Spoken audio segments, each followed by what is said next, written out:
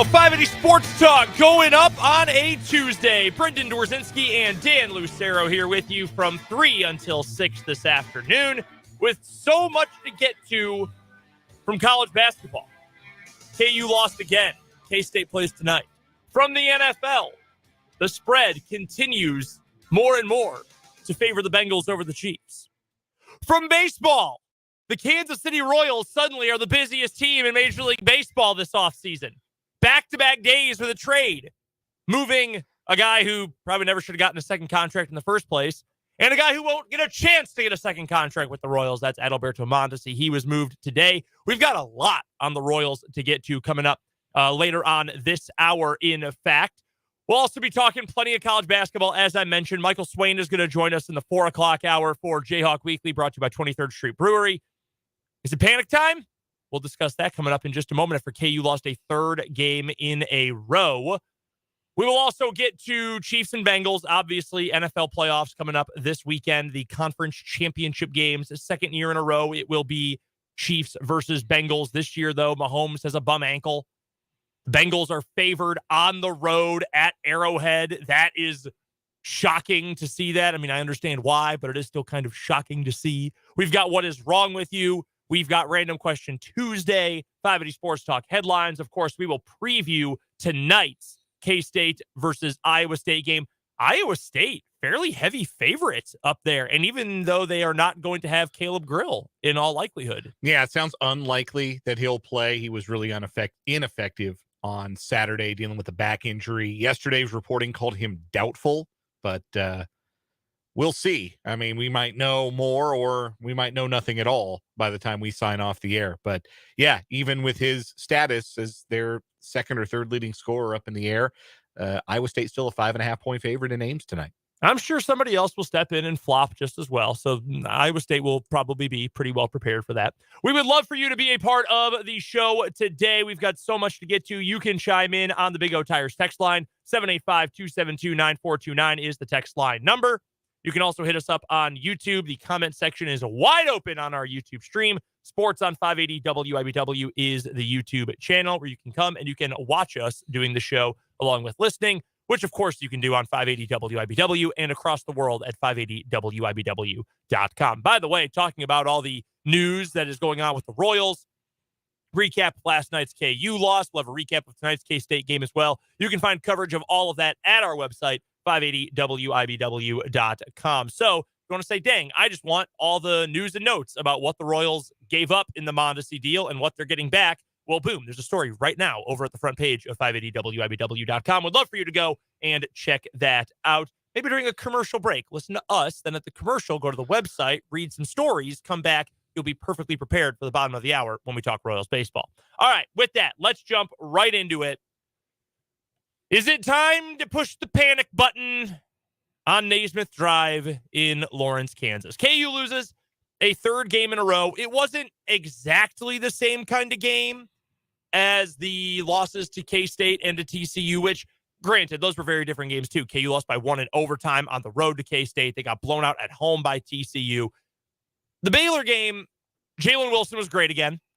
Not 30 points great, but he was phenomenal. He was the go-to guy. Grady Dick had a big day, though. They got that second scorer. He had 24 points, shot the ball better from 3, looked much better, was confident going downhill a lot. I thought he played a really, really strong all-around game. That was really good to see a freshman bounce back on the road after a couple of tough games, to play with confidence, to score off the bounce, to score on some back cuts. It was a Christian Brown type of game. Yes, it was. From Grady Dick, and I say that in a complimentary fashion. I thought that he was exactly the complimentary scorer that Kansas needed last night. Unfortunately, that was pretty much it. Now, they did get a double-double from Kevin McCullough. He was better. I think it is clear that it is starting to come back into form for McCullough. He's not where he was at the start of Big 12 play or during part of non-conference play, but there is clearly a little bit more momentum behind him on the offensive end, which is a good thing to see. 14 and 12 is a pretty good stat line for him. DeJuan Harris is giving you nothing. He has now 2 points in the last 3 games. He tied a career high and season high last night with 4 turnovers. KJ Adams got you 4 points. That's not going to get it done, especially when we know you are also getting nothing off the bench. Not a thing. 2 points, Dan. That's 10 points over the last 2 games off the bench for KU. And if you ask Bill Self, it's really just 7 points over the last 2 games. Because in the post-game press conference after TCU, he said Michael Jankovic does not count as a bench player for the team. Which, if you're Jank, probably like, damn, man. And also, I mean, yeah, there's a reason Michael Jankovic is on the team, and it's not to be a spark plug off the bench, okay? In the words of Marge Simpson, it's true, but he shouldn't say it. Exactly. He's like, hey, no offense to him, but let's be real. And he's true. So from your scholarship players in the last 2 games, league games, at the middle to end of January, you have gotten a grand total of 7 points off the bench. The only 2 last night came from MJ Rice, who was in for a cup of coffee and then right back to the bench. Yeah, 4 minutes. Yeah, and it's not like, oh man, they're not shooting at all. The bench was a combined 1 of 4 from the field. Like, they're not even looking to score when they're on the floor. I mean, Joseph Yesufu took a couple of threes at least, but like Bobby Pettiford went from a guy who I thought early in the non-conference season was growing in confidence to a guy that's just about unplayable right now. He only played 6 minutes. All of these guys are bordering on unplayable. That's why you got your starters playing 38, 37, 36 minutes.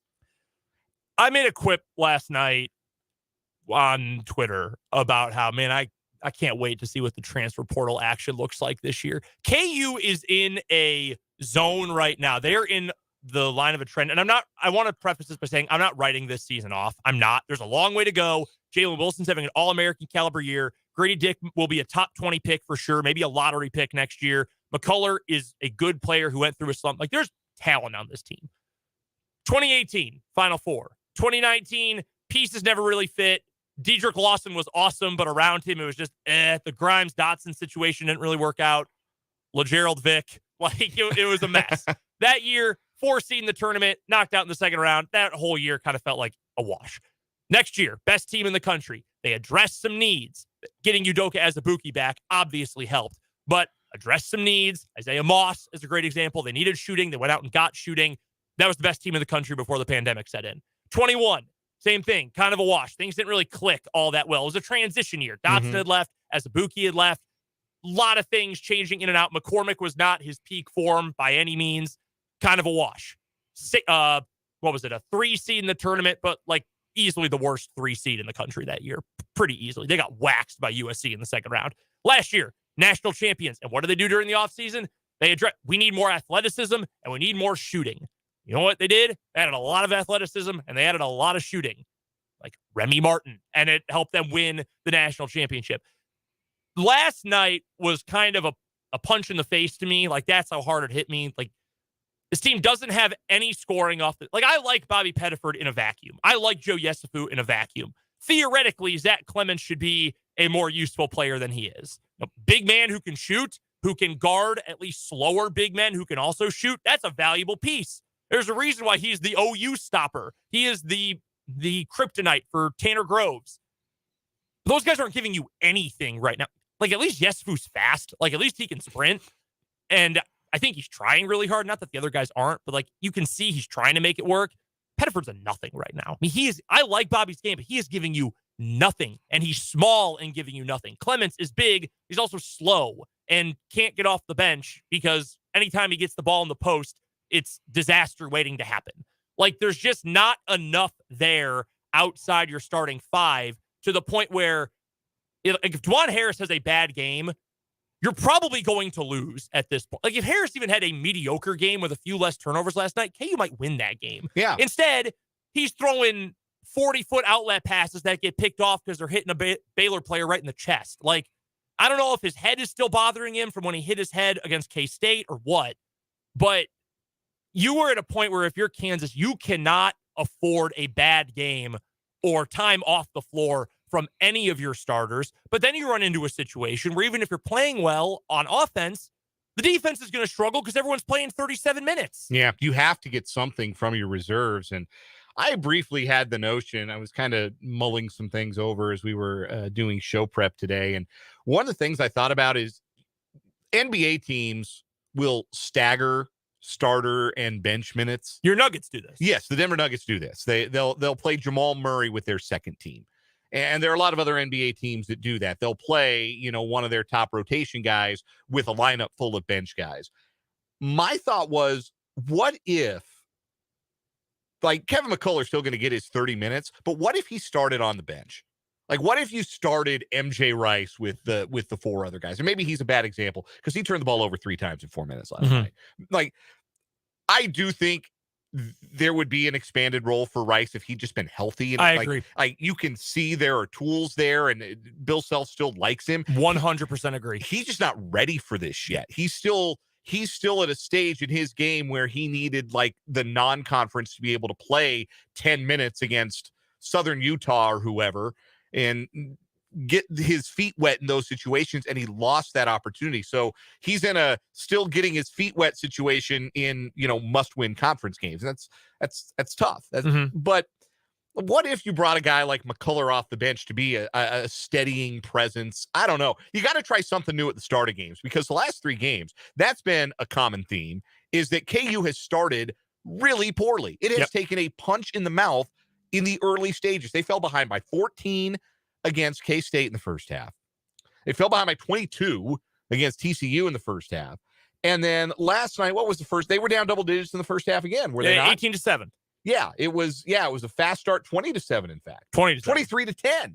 So you're down 13 right there. That was right around the under 12 media timeout. You're down by 13 points on the road. Like, that's hard to recover from because you have to dig yourself out of that hole. And Kansas eventually did. I mean, they took the lead in this game early in the second half. This wasn't a bad game for Kansas. And in a vacuum, it's not a bad loss. They're going to be able to win some games when they play like that. But you're not going to beat a good team on the road playing like that. You're not going to beat a good team on the road if 2 of your 5 starters combined for 6 points on, what was Harris from the field last night? 1 of 5. Both Harris and Adams were a combined 2 of 10. 6 points on 2 of 10 from the field? Like, that's not going to get it done. Your start? No, that's not going to get it done. So I don't know if Bill Self needs to juggle the mix early in games. I don't know if there's just need to ask for a little more from your bench, or I don't know what the solution is. I'm not a Hall of Fame coach, but to me, that's the thing that stands out right now. It's not just the fact that Harris and Adams are struggling, which they are. And I think they'll bounce back. I think we've seen McCullough after he no-showed the K-State game. I think he's been a little better the last 2 games, even though trending upward. Even if he's not shooting with confidence. God, he was the only guy who could get a rebound last night. No kidding. But yeah, the Harris thing is really mystifying to me. This guy started last year for the national champs. He shouldn't be out there playing shook on the road. He shouldn't be out there playing shook against teams who want to defend him hard, defend him fast. That shouldn't be what it looks like for DeJuan Harris. He should never play like that. And so if he plays better, and if Adams, finishes around the basket better like he did early in Big 12 play, a lot of what we think are problems right now for Kansas are going to address themselves. Another thing about last night, though, is they just kind of got outworked. They have 17 offensive rebounds. 16 second chance points on 17 offensive rebounds for Baylor. That's inexcusable. Yeah, and I know that Baylor's bigger, but they're not that much bigger. I do think the size is going to continue to be an issue, and that's why the MJ Rice situation is so challenging, because he's not huge, but he's a big enough athlete where you could say, yeah, we want to get that guy on the wing, get him more minutes. Even if he's not a great shooter early in his career, we think he can be a good finisher. He can do a good job of getting to the basket, can create something offensively. And even if the defense isn't there right now, he can get in the way. He's big enough, long enough to get in the way. But since he missed so much important time, and he's essentially going through like the Nebraska, Omaha, North Dakota State games early in the season, what that was for Grady Dick, that's essentially what Rice is going through now, because he has missed so much time. So he can't be out there on the floor in these crucial situations. So instead, because I agree with you in theory, you can stagger minutes here, and maybe that would add a little bit of juice to that second rotation. I mean, shoot, that's what they did with Remy last year. Yeah. And Self even said, look, yes, he's playing starter caliber, but everyone's playing the same amount of minutes, but I want the stronger defensive group out there first with guys who can score, Ochai, Wilson, Brown, obviously, and Big Dave in the middle. But Remy brings that energy off the bench that is effective for us, 6 minutes into the game or at the 15-minute mark of the second half. That's where we can really put some energy into this lineup. I think in theory you would love to do that. The problem I think you also could run into, though, I assume it would be Pettiford because you're not going to start Rice at this point. He's just not ready. He's not ready for that. No. So you're going to go with Pettiford because that's the guy that self-trusts more than Yesufu right now. Right or wrong, that's where he clearly is. Bobby Small. He's a small guard. Then you're running Harris and Harrison Pettiford at the same time. You already struggle with rebounding because your center is only 6'7". I worry that at that point you're going to run into the same issue with the slow starts. Because then Baylor or Oklahoma or whoever else, K-State, is going to be bigger from the start. We're just going to play our big lineup to start. We're just going to bully you into a 10-0 game to start the game. Well, that was my other thought too. Is what if your fifth starter is Uday or Ejiofor, and you bump Adams down to the 4, Wilson a supersized 3, Dick at the 2, Harris at the 1, and then you're bringing McCullough off as kind of your 6th man. But again, is that your best defensive lineup? No, you can't argue that it is. It's a bigger lineup. And maybe that helps you against certain teams. Like maybe that's maybe that's a lineup you want to explore when you head to Stillwater or something like that. But would you consider starting again? It just sucks that Rice hasn't played any this year. Yeah. Like, would you start Pettiford over Grady Dick? No. Grady Dick's got to play 35. Dick and Wilson have to play 35, 36 minutes. Otherwise, you got no shot. Even if those minutes come from starting at the 17-minute mark of each half. I'm not saying that's the right thing to do, and I'm not even saying I would want to do that, but I'm just trying to think of some way where you're not at a clear disadvantage on the floor. And the starting 5 as it is right now, that's clearly your best 5, but you've got to find a way to get those guys a break. Because we saw it at the end of the game, and I mentioned it even right as we were finishing up a preview of last night's game. I think Jalen Wilson's actually played really good defense the last couple games. He is playing at an all-American level on both sides, or at least as well as he can on the defensive side of the ball. These dudes are gassed at the end of these stretches, especially when they're not turning other teams over and you're ending up with these long breaks between media timeouts. These dudes are exhausted. Especially last night, you had the short turnaround from Saturday. 2 days. Yeah, into Monday. And you don't have, in Baylor's case, they had the juice from their home crowd. Like, that was not an advantage that Kansas had last night. You could tell that Baylor caught a second wind in that second half that Kansas did not. In that stretch, and especially very late in the game where they were getting those offensive rebounds that Kansas could not secure. But at the end of the day, there's this too, that over the last 3 games, Kansas shooting 26% from the 3-point arc. Not good enough. And their opponents are at 39%. Like, some of this is just, it's a make or miss game. Right now, Kansas not making, and the opponents are not missing. I mean, Baylor ended up 9 for 30 from the 3-point arc, and I thought KU defended well enough, forced them into a lot of contested looks from 3, really for the balance of the night. Yeah. But for Baylor, a lot of them early went in. I mean, Adam Flagler is shooting with KJ Adams' hand in his face, and it's going in. Hey, he's a good shooter. Tip your cap. But that put Kansas in a hole, and it's tough to have to play. It's one thing to play from behind, but if you're having to dig out of double-digit first-half deficits every game, like that's going to wear you out. That's going to fatigue you and put more stress on your starters, because if the longer that double-digit deficit persists, the more you have to be perfect every possession. Like, you can't just, stop in a bucket. It's a 2-possession game or a 1-possession game. No, you got to get, you got to string stops together. Yeah. And string offense together. And the effort that consumes in the first half, that wears on a team that's a little thin right now in the second half. And you saw it when they had that stretch. I think they went about 5 minutes without a field goal, Kansas did. To the point about KU kind of alternating between national championship favorite / winner and year that nothing really clicks together. Go back to that 2021 team, okay? What was one of the biggest issues with that team other than athleticism? It was shooting. No one on that team could shoot. Ochai was fine. He shot 37% for the year. That's not bad, but he was not consistent enough. Christian Brown had a down year relative to his freshman season. Jalen Wilson was not the 3-point shooter that he is now. Marcus Garrett, we know, wasn't shooting threes. Bryce Thompson really struggled as a freshman. That team didn't have any shooting. They went out, they added shooting. They added free money Jalen Coleman lands. They added Remy Martin, who they knew could shoot the three ball. This team feels sort of in that same vein. Like that's the other problem with Pettiford and with Yesufu, other than just struggling to get anything to click right now, and the fact that they're small, they don't shoot. Like Pettiford's not a shooter. Yesufu tries. He's occasionally got a little bit of a quick trigger. McCullough's never been a very good shooter in his career. I mean, they just don't have it. Yeah, he's at 29% right now, and that's about what he is for his career. And that's why I've said, and this was more so during the stretch where KJ Adams looked like the best player on the floor for KU for 11 games. If he was either 3 inches taller or could shoot, he might be like an All-American candidate this year. But he doesn't shoot if he's outside the paint, and he's only 6'7". And he's a good player. There's a lot to like. I know he's struggling recently, but without that extra thing, either someone who's got more size that's playable, because right now Zuby and Uday really aren't. They're not ready for the physicality of the Big 12, or someone who can shoot, who's not Jalen Wilson or Grady Dick. KU's kind of stuck where they are right now. There's no, you're not adding Silvio De Sousa to this team, right? Like there's no mid-season big man they're adding this year.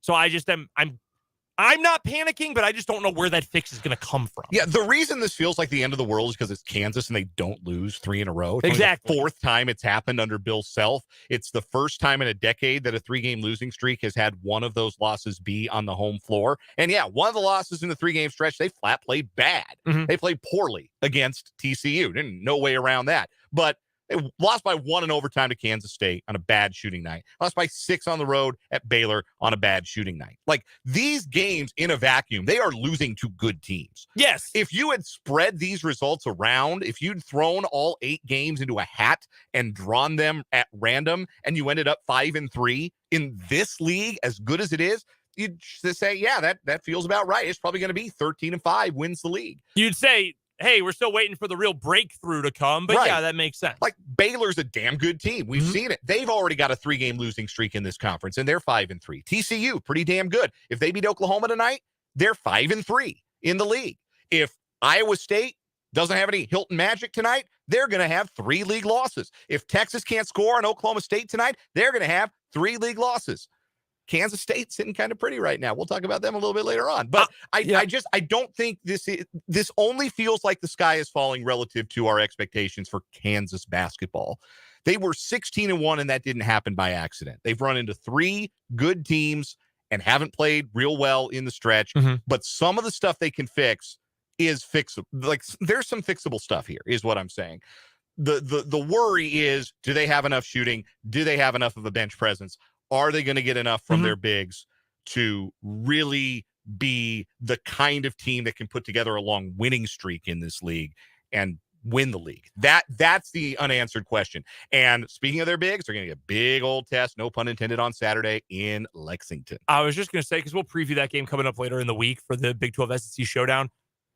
Since that is a non-conference game, I wonder how weird Bill Self gets with the lineups. It's almost a good time for it. It's a really good time for it. I had the same thought because, yeah, you want to win. That'll feel good. Quad 1 win, all that. He doesn't need an extra quad 1 win. They get quad 1 wins every single time they win a Big 12 game, right? Like that doesn't mean a whole lot. It doesn't mean anything for the league. Kentucky's playing better. Like, one way or the other, maybe this is the kind of game where Jalen Wilson only plays 28 minutes. Maybe this is the game where you try to extend Zuby or extend Uday a little bit. Because Kentucky is very talented, and they do present some mismatch problems, but they are not the kind of team that is going to roll the ball out and beat you by 30 like some of John Calipari's teams have been in recent years. I want to get to some stuff from the Big O Tires text line from the 785. First of all, we see you from the 785 saying fire self, poor coaching. Like we see the K-State fan in the mentions. Just know that's funnier to one of us than it is to the other one of us. I find it pretty funny. Okay, yeah, funny is still funny. Also from the 785, playing 2-on-5 offensively is becoming the norm. Yeah. The bench and Harris feel a little scared to shoot. That's the thing with Harris. He came out confidently shooting in Big 12 play, and he missed a couple and maybe lost that confidence. He's got to find it one way or another for sure. Also, I'm really wondering if his head is bothering him. If he's not 100%. Yeah. It's a fair question. Also, tell Clements that every team is Oklahoma. That might be the solution for him. Also, from the 785, it's a vicious cycle. You're worn out. You can't get a rebound to end a possession, so you get even more tired having to defend 2 possessions. That's exactly what happened at the end of that game. And Absolutely. They were within 4 or even 3, I think, at one point there in the final 2 or 3 minutes. Mm-hmm. But Baylor kept getting those offensive rebounds. And that's where fatigue, that's where a second win comes in. The home team got the second win, and KU keeps having to play all their studs 38 minutes. That takes a toll. It takes a toll in mid-January. Imagine what it's going to look like in February if this load keeps being put on Jalen Wilson and Grady Dick and Kevin McCullough. We've got to take a break. We're going to talk some Kansas City Royals a little bit later on this hour, but after this timeout, we'll play some Random Question Tuesday as you're listening to 580 Sports Talk.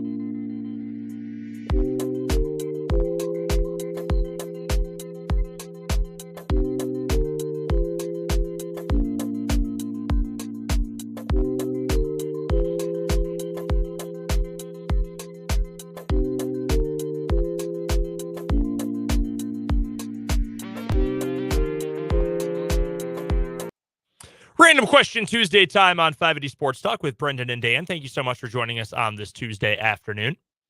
All right, mine is sports related for today.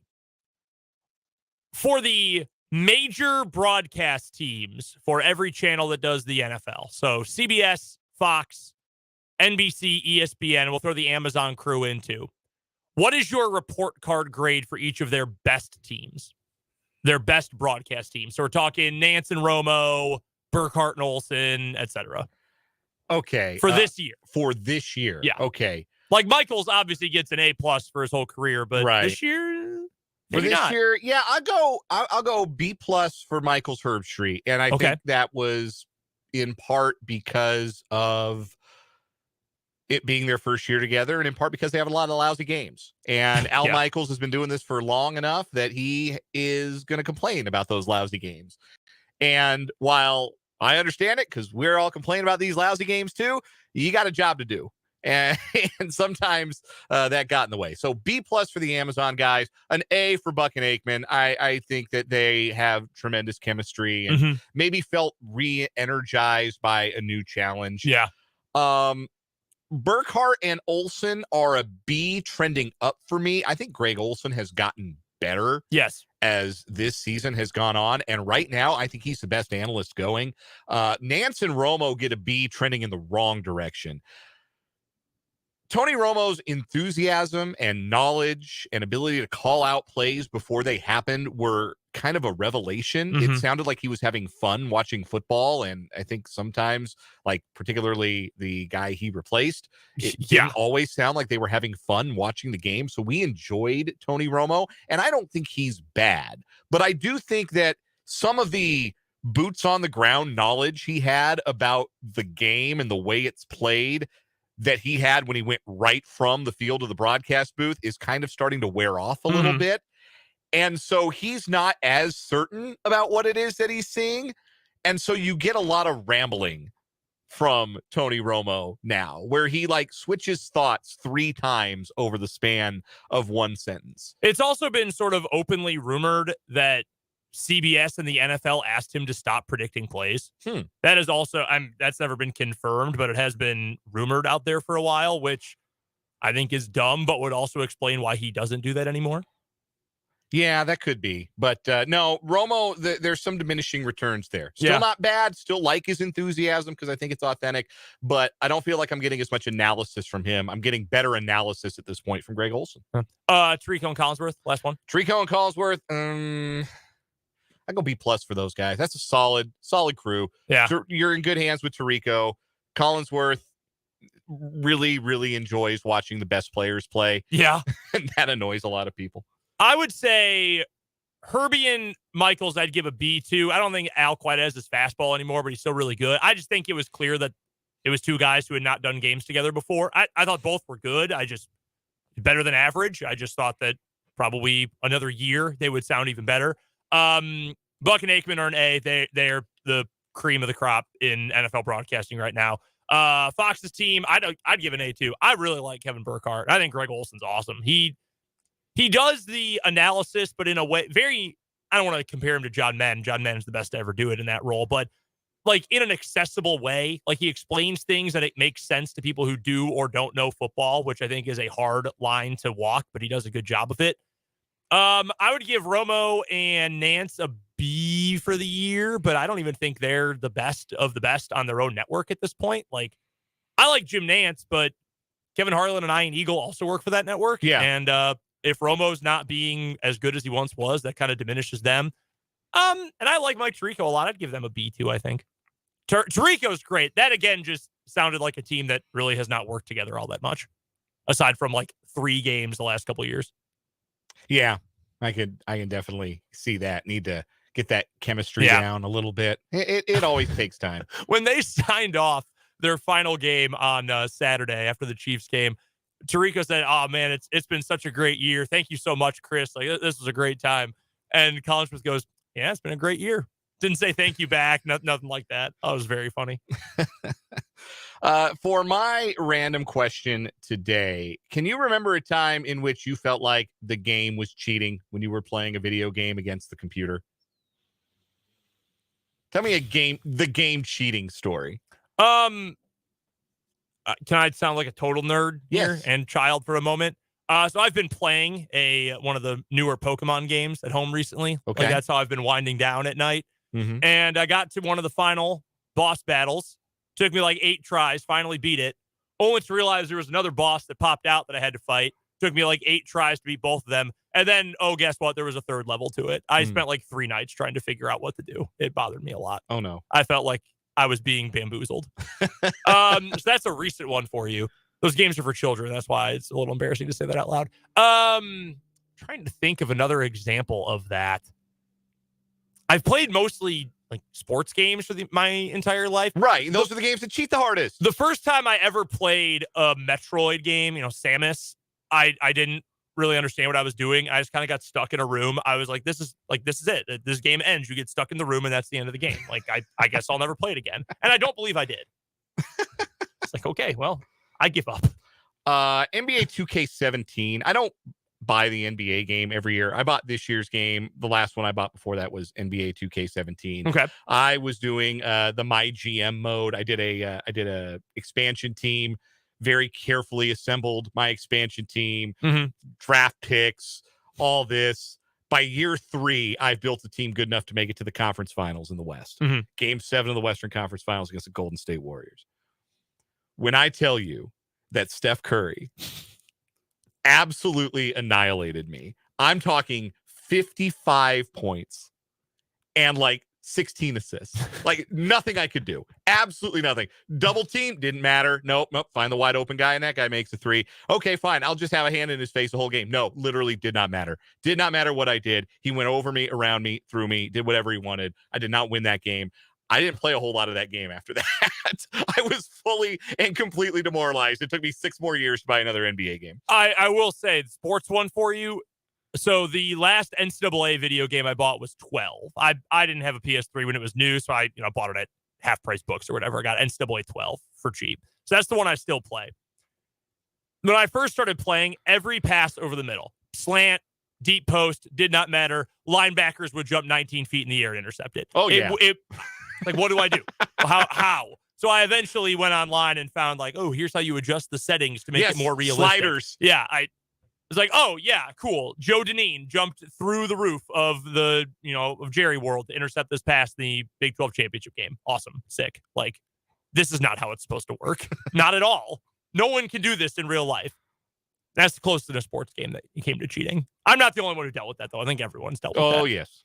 The Operation Sports sliders. Shout out to Operation Sports. We've got to take a break. We've got some real, legitimate, major Royals news, and we might not be done with it either. We'll explain coming up next on 580 Sports Talk.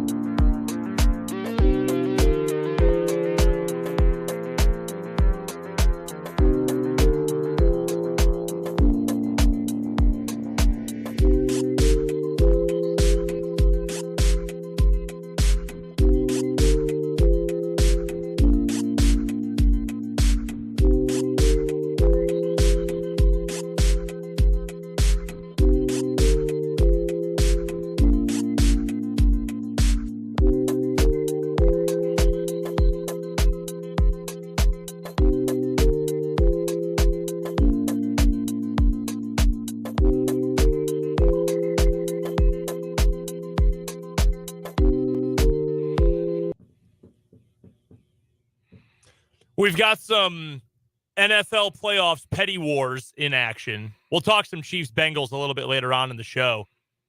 But the Bengals have just claimed cornerback Chris Lamons from the Chiefs. He had been put on waivers to make room likely for Clyde Edwards-Helaire or someone else to be activated this week. They're going to ask Chris Lamons, hey, so how are they going to defend us on Sunday? And Chris is like, yeah, they don't let me in those meetings. I'm a special teams guy. I can tell you about what they do with their gunners, and that's about it.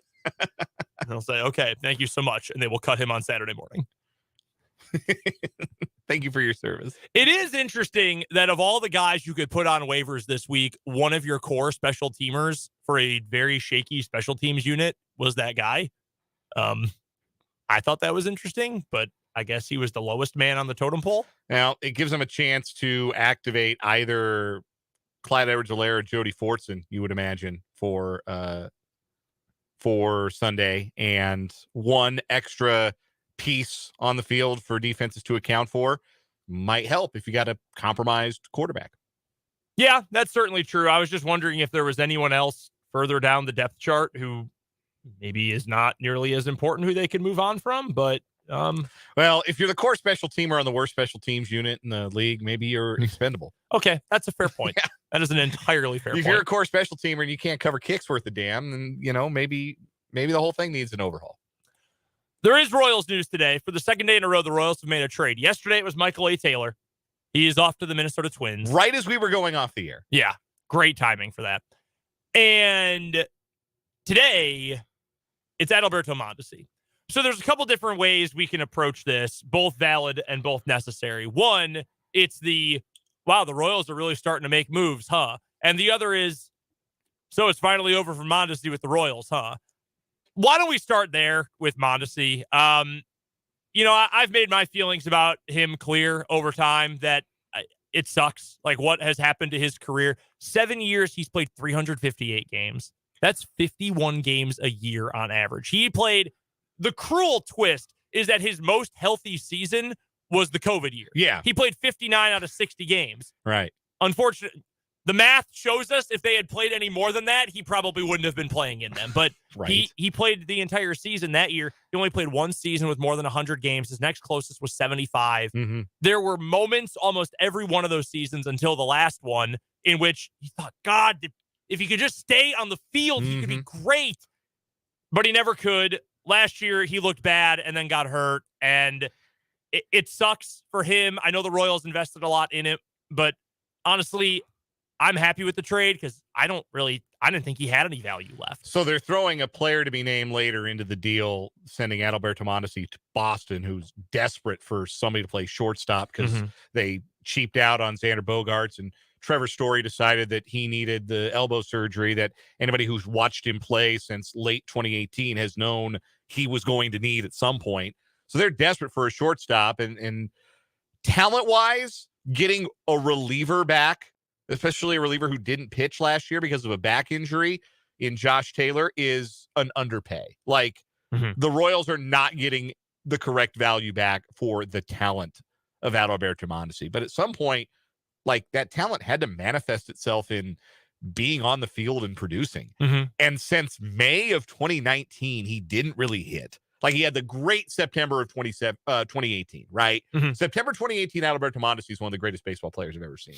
Like, that was a highlight every single day. It felt like he was going 3 for 5 with a homer and 2 steals every single day for a month. It was awesome. It was like, oh boy, look out for Adalberto Mondesi. And then there were some nagging injuries. He got off to an okay start in 2019, but his production slumped after that. He didn't really hit in the pandemic year.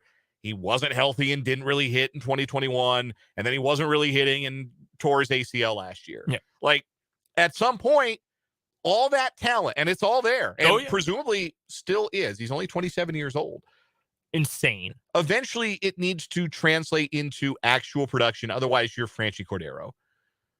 And because, like, Franchi Cordero, to name another Royal turned Red Sox of recent vintage, has the ability to hit the ball super hard and has lots of other baseball adjacent talents that you would love to have, but it doesn't make him a good baseball player. And for Adalberto Mondesi, like, he can hit the ball hard, and he can hit the ball far, and he can run really, really fast, but none of those things have made him a good offensive player. And he's not the shortstop of the future anymore. So it's good for Mondesi that he gets a change of scenery. If he stays healthy, maybe there's still something there for the long haul, but it's just not something the Royals could count on. And again, the Royals are going to know better than anybody else just how much is in the tank, how much he can be counted on to stay healthy moving forward. It does, both of these trades, though, raise some interesting questions about what the lineup looks like for next year, because we were assuming going into spring training, Michael A. Taylor was your everyday center fielder, and Alberto Mondesi was going to play somewhere on the left side of the diamond, whether that was going to be shortstop, move Bobby Witt Jr. to third, or whether it was going to be third base and let Bobby Witt Jr. cook it short. Mondesi was going to be in the lineup if he was healthy for the 25 games or so that was the case. So now you've got two positions that are wide open. Center field is wide open, which really the outfield picture is wide open for the Royals. Yep. Like your guess as to what the opening day outfield is looking like, and I'm not just talking to you, Brendan, I'm talking to you, the listener. Your guess is as good as anyone's. I think there's an interesting trend we should note as well with the Royals acquisitions this year. Even with trades on back-to-back days, it has been a quiet offseason for the Royals. I think we're all in agreement about that. What do all of these moves have in common, though? Trade for, you get rid of Adalberto Mondesi, you bring in an injured but still major league relief pitcher. You trade Michael A. Taylor, you get two relief pitching prospects, one of whom I think is probably going to pitch next year at Evan Sisk, who spent time in AAA last year, was really good at both AAA and AA last year. You sign Ryan Yarbrough. You sign Jordan Lyles. What do all of those moves have in common, Dan? They're all pitchers. They are all pitchers. The Royals have done nothing meaningful to their offensive position player roster this offseason. Minor league deals, whatever. They have signed a lot of pitchers. They have acquired a lot of pitchers going into what felt like it was going to be kind of the it's either going to happen or not going to happen year for most of these young pitchers. This indicates to me, and maybe I'm going over the top here, and you can tell me if you feel that way.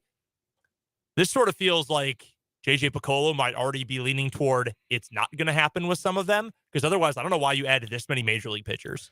Is there, again, I think they've acquired 4 since the middle of December. Here's the interesting thing to me as this goes. And yeah, certainly they needed to stockpile some arms, and they needed to try some different guys, because the guys last year were the worst pitching staff in the American League. Like, you can't just run it back with the worst staff in the American League. You got to try to make some improvements, whether it's veteran big league arms like Yarbrough and Lyles, or maybe some younger guys, because the guys you called up from AAA last year weren't up to the task. Certainly there's the desire to create more competition and be able to cycle through some more guys if the guys you have are getting lit up or can't throw strikes. But this is the other part of this that's fascinating to me. I've never seen Evan Sisk throw a baseball, but JJ Picollo said he's a Tim Hill type. You all have a picture in your head of Tim Hill, right? And the way he throws the ball, the angle from which he throws the ball. Tim Hill's like a true sidearmer. Yeah. In a game where you don't have a lot of those guys. Josh Taylor's kind of got one of those 3/4 arm angles too from the left side. Think about Amir Garrett and his big left arm right over the top. Is this the new market inefficiency? If you've watched the Tampa Bay Rays the last couple of years, they've got a whole bunch of different relievers that they've run out there, and they're not even like, I could make up names and you'd nod along. So yeah, that sounds right. Yeah, he I think he had 5 saves last year. Yeah. Rays reliever or AI generated Madden player. Right. Like, yeah, Marlboro Jesus, right-handed reliever from the Dominican Republic. But all of these guys for the Rays, they've got a bunch of lefties and they got a bunch of righties, and they all come from different arm angles. And the idea is to not let opponents get a comfortable look at an arm slot more than once. And the Rays have made it work. Where does Matt Quatrero come from? He comes from Tampa Bay. So it feels like the Royals are trying to do something like that, where you've got a bunch of bullpen arms that can all give you a very different look, whether it's over the top, whether it's from the side, whether it's big guys, little guys, left-handers, right-handers, a bunch of different looks to try and make it uncomfortable for hitters in the late innings. I'm all for trying something new, because the old way, again, gave you the worst pitching staff in the American League last year. So please try something new. Show me something innovative. I will tell you this. I feel like an insider here. I have seen Evan Sisk pitch before, because he was with AA Wichita when I went and saw a Wind Surge game this past summer. Okay. Crazy game. Came in. He's good. I thought he looked good. He was playing AA talent, but he did well in AAA as well. So maybe there's something there. And I'm with you. Try something new, because what was happening before, it certainly wasn't working. We're going to talk Chiefs, Bengals, what is wrong with you, and Jayhawk Weekly, all coming up in the 4 o'clock hour of 580 Sports Talk.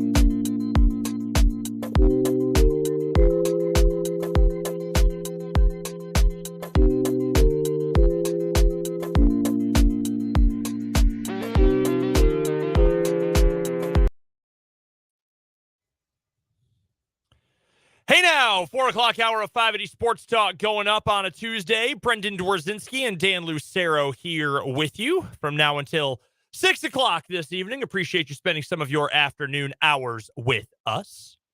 Means a great deal to us, so thanks so much. Whether you are listening on 580 WIBW AM, 104.9 FM, online at 580WIBW.com, or watching along on YouTube. Sports on 580 WIBW is the YouTube channel. That is where you can find all of our live streams.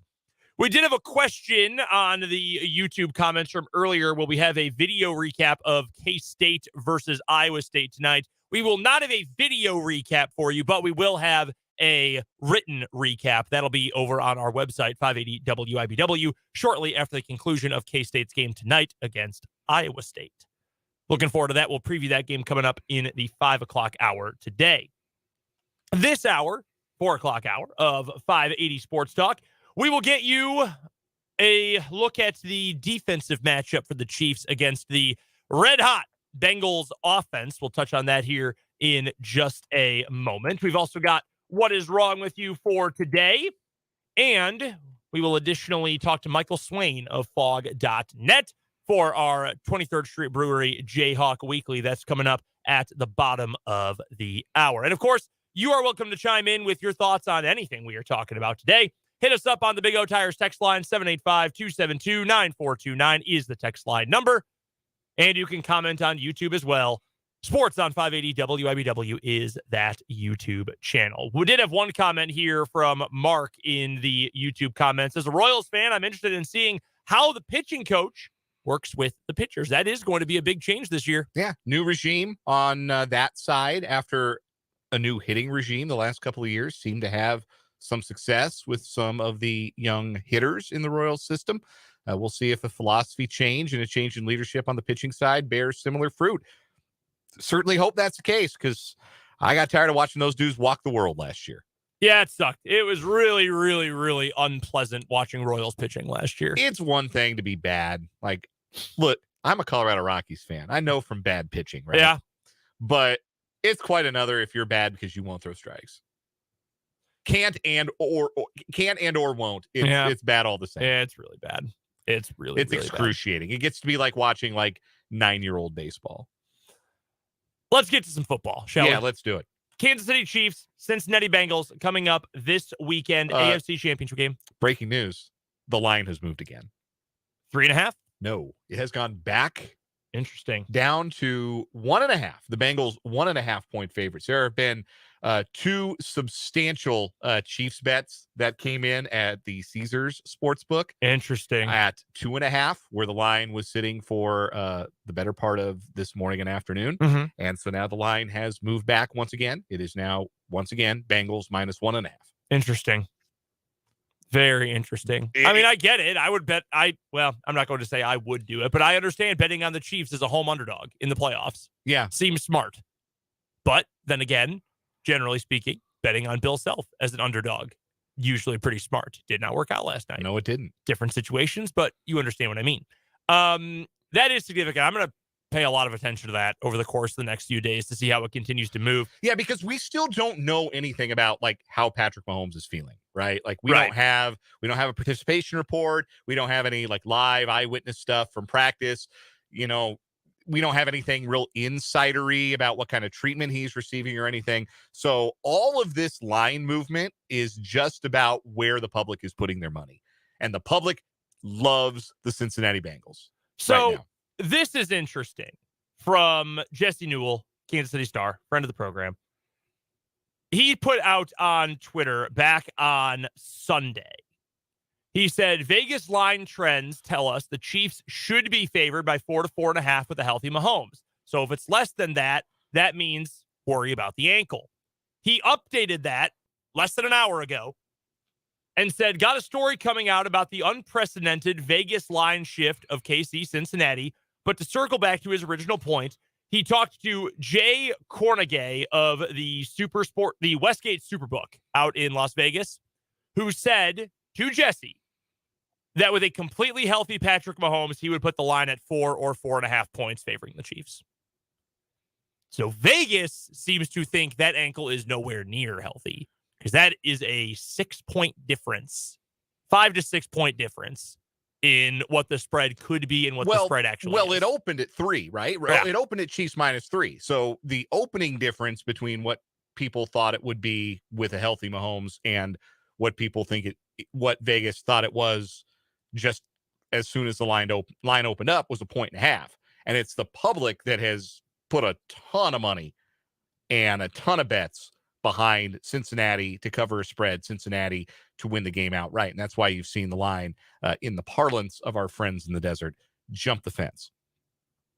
But it is interesting to see just how much it has fluctuated in less than 48 hours. And again, we know exactly as much about Patrick Mahomes' injury status right now as we did yesterday at this time, and really as we did coming out of Saturday. Like, he's got a high ankle sprain. He's going to try and play. That's all we know. Here's something interesting, by the way, while we're speaking about lines and spreads. I mean, so much can change by Sunday, and certainly in the 2 weeks between the AFC and NFC championship games and the Super Bowl. This is from David Behrman of ESPN. According to the Caesars Sportsbook, the potential Super Bowl matchups right now, neither AFC team is favored in any of the 4 potential matchups. It's Eagles -1 against either the Bengals or Chiefs, and then a pick 'em if it was either Bengals or Chiefs versus the Niners. That's intriguing to me. Like, whoever wins in the AFC is going to have the better quarterback in the matchup. Correct. I would think that would be significant. Especially, I mean, we talked to Matt Verderham about this yesterday, and we spoke specifically about the Eagles yesterday, but the 49ers can be thrown on too. You know, Trevarius Ward had a good season. He didn't suddenly become Terrell Revis. Right. Jimmy Ward had a decent year. He's not Ed Reed, right? Like, they're fine players, but you can throw on that team if you've got enough time to actually get rid of the ball. That's intriguing to me. I will say that. Those lines would be very intriguing. Bengals or Chiefs. I would probably lean with the AFC team in both those matchups. I think I would too, given those spreads. You had a point that you brought up while we were working on stuff for the show today about the arrogance of the Bengals. And I think it is an interesting, like, bigger picture point to bring up, because a lot of the discussion from NFL people, we'll put that in quotes for now, but guys who cover the league for a living. And I don't mean Dan Orlovsky. I don't mean like Colin Cowherd or the guys who have a living having opinions about the NFL. Like Stephen Ruiz at The Ringer, Brett Coleman, who does film study videos on YouTube, Ben Solak at The Ringer, guys like that who their life is following the NFL trends, breaking down games, things like that. Not giving you a hot take. No. Just reacting to what they see on the film. There has been a lot of talk from that kind of group. And I know that's a very, like, if you're in tune with what's going on in the internet sports world, that's a lot of names that stick out to you. But the people I'm talking about, just in a general sense, not going to give you hot takes. They're going to break things down, tell you what they see, tell you what the numbers say you should expect. There's already been a lot of talk about the Chiefs defense versus the Bengals offense and how well the Bengals offense played against the Chiefs the first time these two teams matched up. And that's true. And the numbers flesh that out. And you put that together as well. You saw the Pro Football Reference expected points metric. Yeah, their expected points metric at Pro Football Reference, the Chiefs' defensive performance against the Bengals was their worst of the season. And it's not really all that close. No. And now, that's a context. Yeah. Like, dependent. No, it's context independent. Independent, like, it doesn't matter if you're in garbage time or if you're in the clutch. Yeah. It's just like, this is how many points a team was expected to score given down and distance before and down distance and yard line. And this is how many points they're expected to score afterwards. Like, it doesn't. So, like, the second worst defense performance of the year for the Chiefs is against Tampa Bay because they gave up all those points in garbage time. They gave up 31 points. Mm-hmm. But no, the worst the Chiefs defense played this year by some distance was against the Bengals. And Aaron Schatz, who writes for Football Outsiders, he's kind of the head honcho over at Football Outsiders. He did a thread on Twitter today that was actually breaking down his rewatch of the first meeting between these two teams and things he noticed, and specifically the defensive struggles that the Chiefs had against the Bengals. That has become one of the standout storylines going into this game, understandably so. You get the quarterback matchup, you have Mahomes' health, you have all these things. the Bengals playing up the underdog stuff a bunch. But the Chiefs' defense and what they did against the Bengals last time, that is a major story here. But I think that's where we get a very interesting confluence of Bengals arrogance versus, to a degree, Chiefs arrogance. I think it's fair to say some of those guys on the Chiefs defense are arrogant. Like, I think Chris Jones is arrogant in a good way. Like, it works for him. Frank Clark absolutely is. Tyrann Mathieu's not around anymore. We know he had that for several. Like, there's an element of that with the Chiefs. And I think to a degree, the coaching staff, and again, in a good way, kind of encourages that and fosters an environment where, yeah, you should be arrogant. You should feel like you can beat these guys. You should feel confident because we need you to play tough and confident and physically for us to win games, especially up front. I think that is the thing that works for the Chiefs. They've already been noticing the talk. Willie Gay Jr. posted on his Instagram about a quote from Brett Coleman, who I mentioned earlier, where he said, look, we talk so much about Mahomes and Burrow. This game might come down to Joe Mixon just pounding Nick Bolton and Willie Gay in the mouth. Well, Willie Gay saw that, and he said he was going to save that as a screensaver on his phone this week. Like, the Chiefs notice that. They hear these things. No team in the league listens to what randos on the internet say about them more than the Kansas City Chiefs. I don't know if that's as true with Tyrann Mathieu no longer on the team. Fair. But I think there is some. There's definitely a kernel of truth to that. You got some name searchers on Twitter. Chris Jones still fights with dudes who have like 50 Twitter followers. Like, okay. Well, Chris Lamons did too. Well, former Chief, current Bengal. Yeah, there you go. Chris, fit right in over there. So you've got that element from the Chiefs. You know, they're watching nothing but film from that first game. What did we do wrong? What do we have to do differently? I think Steve Spagnuolo is going to come up with a good game plan for this game.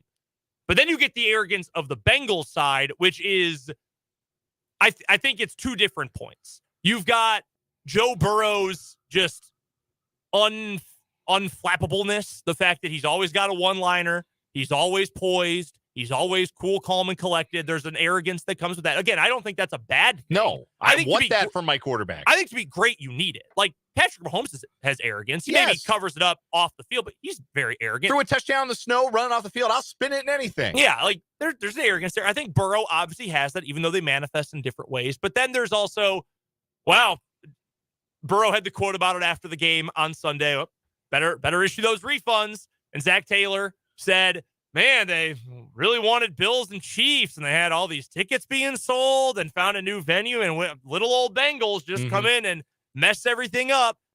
Eli Apple's talking trash because, of course, he is. Yeah, yikes. Like, the Bengals are playing up kind of the nobody believes in us thing while also acting like the schoolyard bully at this point to a degree. It's kind of an interesting dichotomy. So you end up getting these two opposing sides, Chiefs defense versus Bengals offense, where both are going to go into that game with extreme confidence, arrogance bordering on, if not crossing into, cockiness. And I wonder how that's going to end up manifesting itself and how they actually play. Because those are two of the most powerful factors, I think, in both of those units. And again, nobody did more damage to the Chiefs defense this year than the Bengals offense. We look back at that meeting, they scored 27 points. They also had a drive that they didn't need to score on that ended inside the Chiefs 30 at the very end. They also had a drive inside the Chiefs 10 at the end of the first half where they didn't convert on a 4th down and 1. Also, Tyler Boyd dropped a touchdown. Like, they left some money on the table in that meeting and still managed to score 27 points and win that game. And also, it's true that the Chiefs left money on the table. Travis Kelce fumbling at midfield, a sack before a field goal attempt that Harrison Butker missed. Like, there was money left on the table both ways.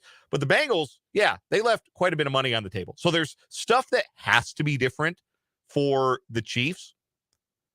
And the stuff that will be different, number one, I don't think you can play zone defense against Joe Burrow. No. You're asking to get picked apart.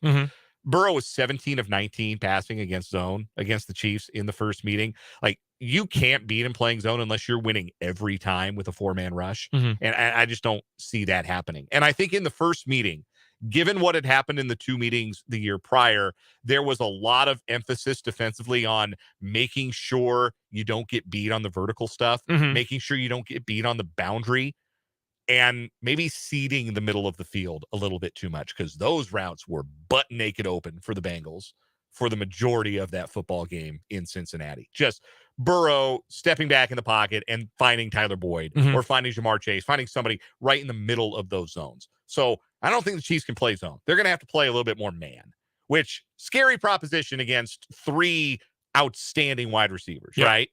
Well, you know who drew a really tough assignment for a lot of that game was Josh Williams. Josh Williams he was beaten on their first touchdown. He played a lot in that game.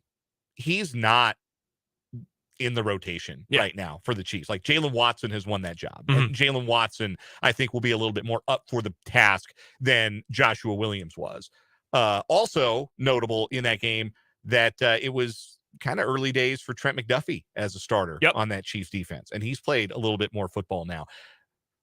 So I think what you're going to see different from the Chiefs is their coverages, how they try and cover on the outside. I think they're going to play a lot more man.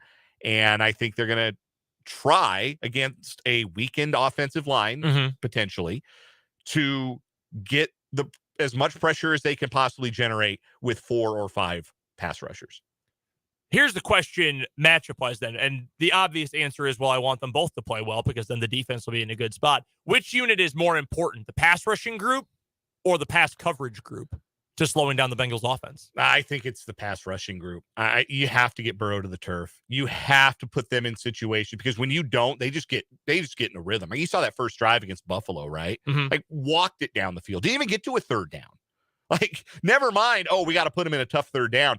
Put him in third down at all. Yeah. Like Buffalo couldn't even do that. You have to get them behind the sticks. And that's all about what you're doing in the front 7. Like, I think the coverage guy, I think the cornerbacks will be okay. I do. I don't think you're going to see 11 for 216 and 3 touchdowns from Jamar Chase because Trent McDuffie can't cope. Like, I don't think that's what we're going to see. I really believe that the secondary will do a fine job with whatever that they're asked to do in man coverage. I think it all comes down to, are you able to get Burrow off of his first read? Are you able to ruffle him as much as it's possible to ruffle him?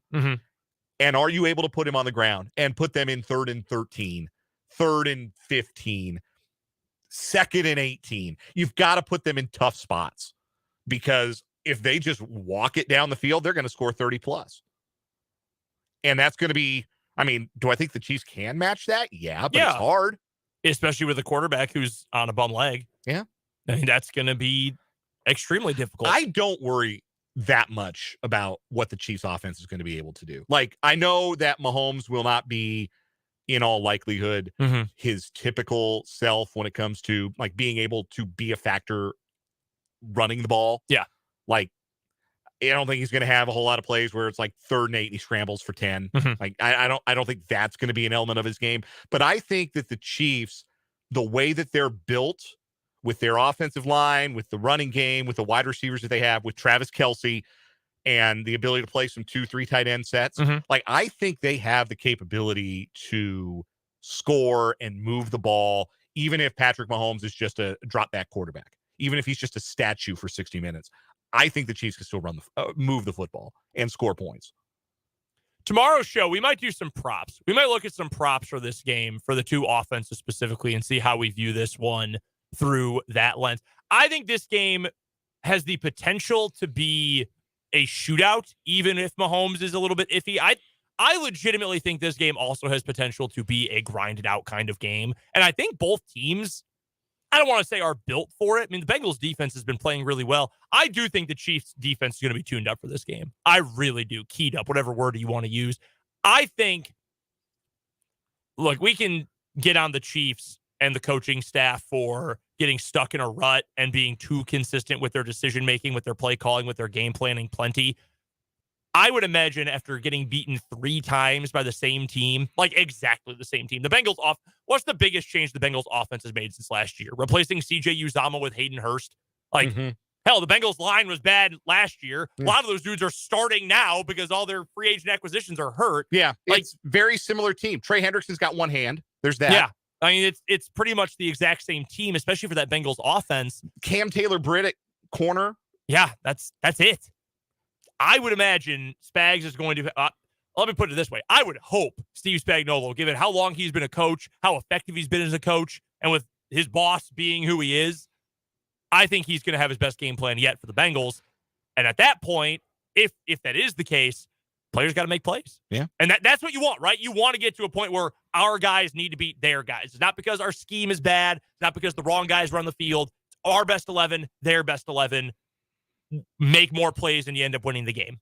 And I know that's really dumbing it down. That's like super remedial football. But truthfully, I think that's what this isn't like a Titanic clash of styles kind of game. This is not to say who wants it more, but to a degree, offensively and defensively for both sides. That's the question they're going to have to answer. We've got to take a break here on 580 Sports Talk. When we come back, we've got today's What Is Wrong With You here on 580 WIBW.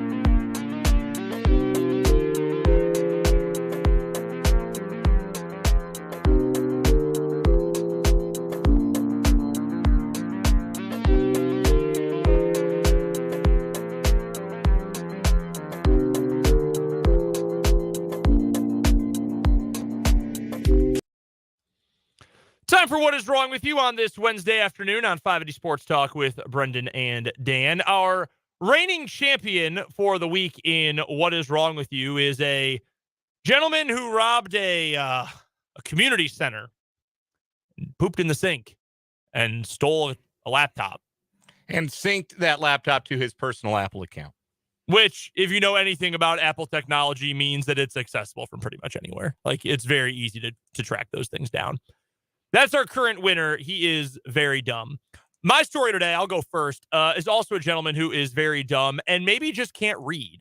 We are headed to, and I got to make sure I know where we are going. I believe we're going to Texas for this one, where we meet a dump truck driver who crashed his truck into a sinkhole and got stuck on Collier Canyon Road after he apparently drove through a sign that announced that the street had been shut down due to the sinkhole.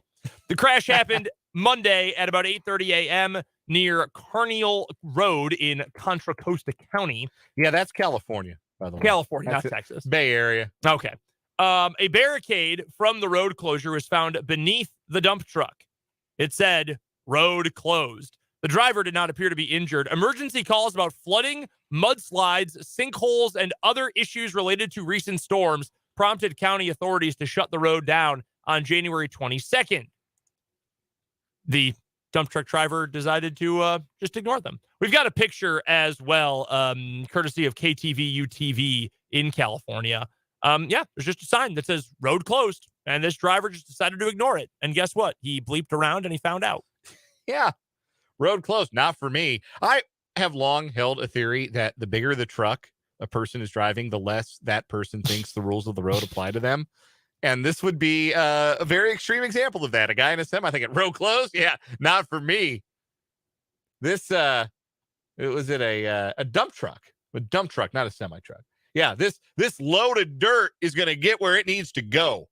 You can't close the road on me. I drive a truck. Pretty simple story. But yeah. Road closed does indeed mean road closed. How about that? What's your story for today? We go north of the border. We're going to Winnipeg, where a 31-year-old woman is charged with several offenses after Winnipeg police say she set off a firecracker inside a crowded restaurant and stole a pizza, then carjacked a taxi and dragged the driver. Officers were called around 3 a.m. Sunday to the city's Osborne Village area and found the 54-year-old taxi driver suffering from upper body injuries. They were told a woman had attempted to get a ride from him, but she was asked to get out after becoming belligerent. When the driver stepped out of the vehicle, the woman got into the driver's seat and drove away, dragging the cab driver approximately 10 meters. He was taken to hospital in stable condition. Meanwhile, other officers spotted the stolen cab being driven in the city's west end. They followed the cab until it became stuck in a snowbank. The woman driving the stolen cab ran, but was quickly caught and arrested. Police then linked her to the restaurant robbery, which happened on Osborne Street before the carjacking. The woman had demanded food as a restaurant, holding a firecracker as a threat, police said. When she was denied, she lit the firecracker inside the restaurant, ran off with a pizza.